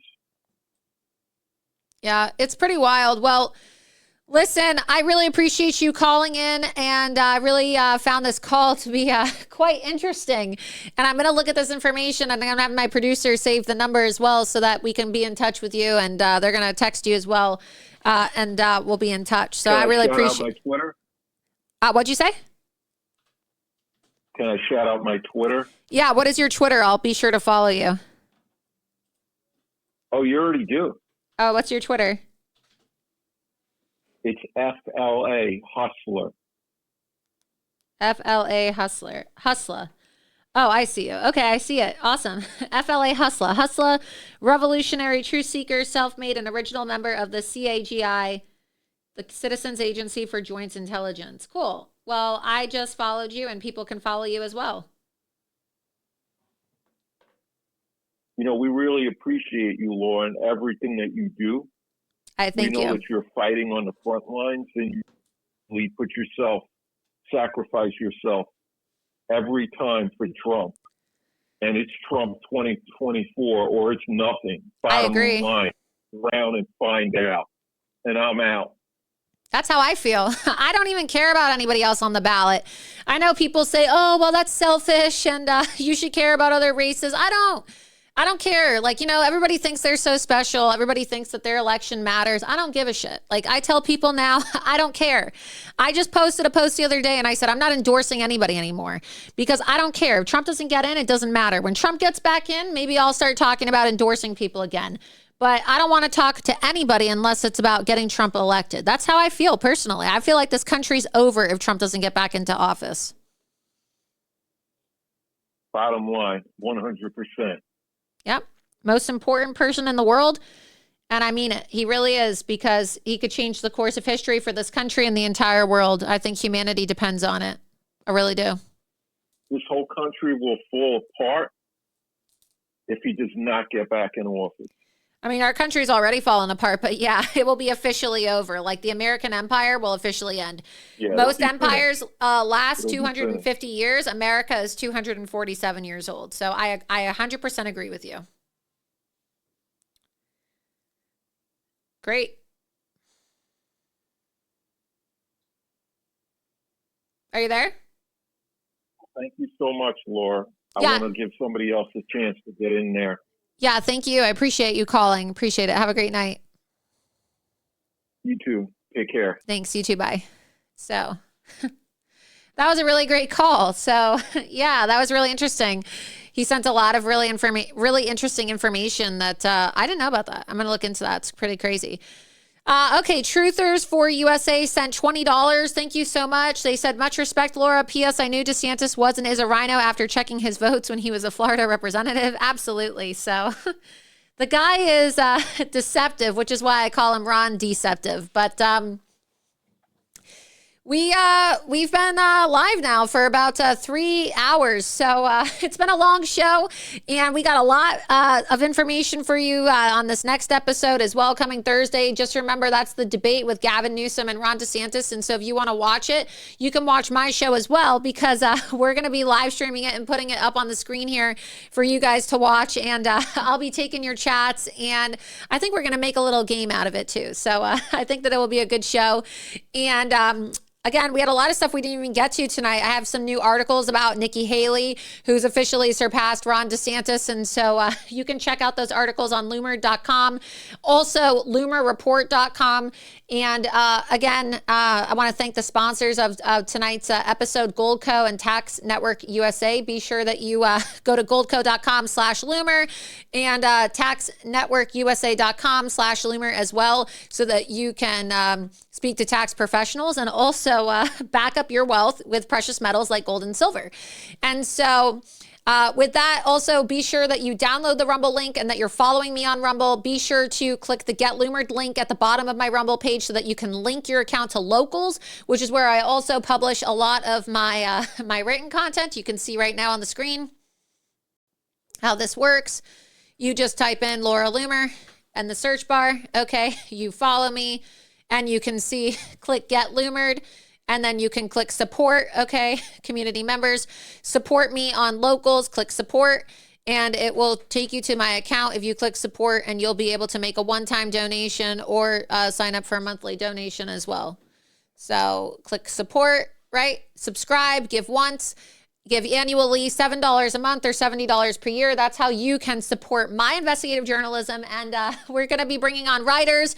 We have a DC correspondent that's actually going to be starting this week as well. So be prepared to watch more politicians get confronted and get loomered because we officially now have our very own Loomer Unleashed Washington, DC correspondent. And watch out, members of Congress, because you're going to get loomered. And we're really expanding things here. So just really exciting times ahead. And I couldn't do it without the support of all of you. And I'm only able to fund this stuff with your support. If you're able to support me on a monthly basis or a yearly basis with your contributions, because as you see, I'm bringing you news and reports that are literally shaping the presidential election season. Just today, President Trump shared 7 of my reports in a row. And there's reports out that my investigation into Engoron and his wife could actually help President Trump in his legal case. So Loomer Unleashed has been a great success, only thanks to all of you. So be sure that, again, that you repost this link because we are live. And with that, also be sure you're following me on X, True Social, Getter, and Gab at Laura Loomer. And then, of course, follow me on Rumble as well at Laura Loomer. But we have a lot of content. We have a lot to talk about these next coming days.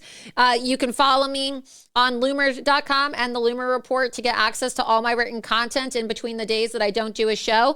And then next week, I'll be, like I said, no Loomer Unleashed on Tuesday because we're going to be traveling to Alabama for the debate. But on Wednesday, before the debate, I'll be live on the ground at the University of Alabama covering the 4th GOP presidential debate, as I think I'm going to be the only representative there in support of Trump. I don't work for the campaign, but from my understanding, I'm going to be the only pro-Trump streamer there because the Trump campaign is pretty much boycotting these debates because the RNC is stupid for even having these debates. But I'll be there. It will be a good time. So stay tuned. And with that, I will see you this Thursday again at 8 p.m. Eastern.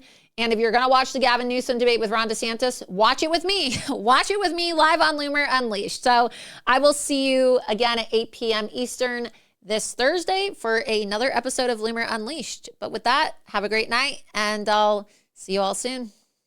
There is a young female journalist, conservative journalist, by the name of Laura Loomer. If America's men acted like Laura Loomer, our problems would be fixed in about 5 minutes. Chained herself to She Twitter. chained herself.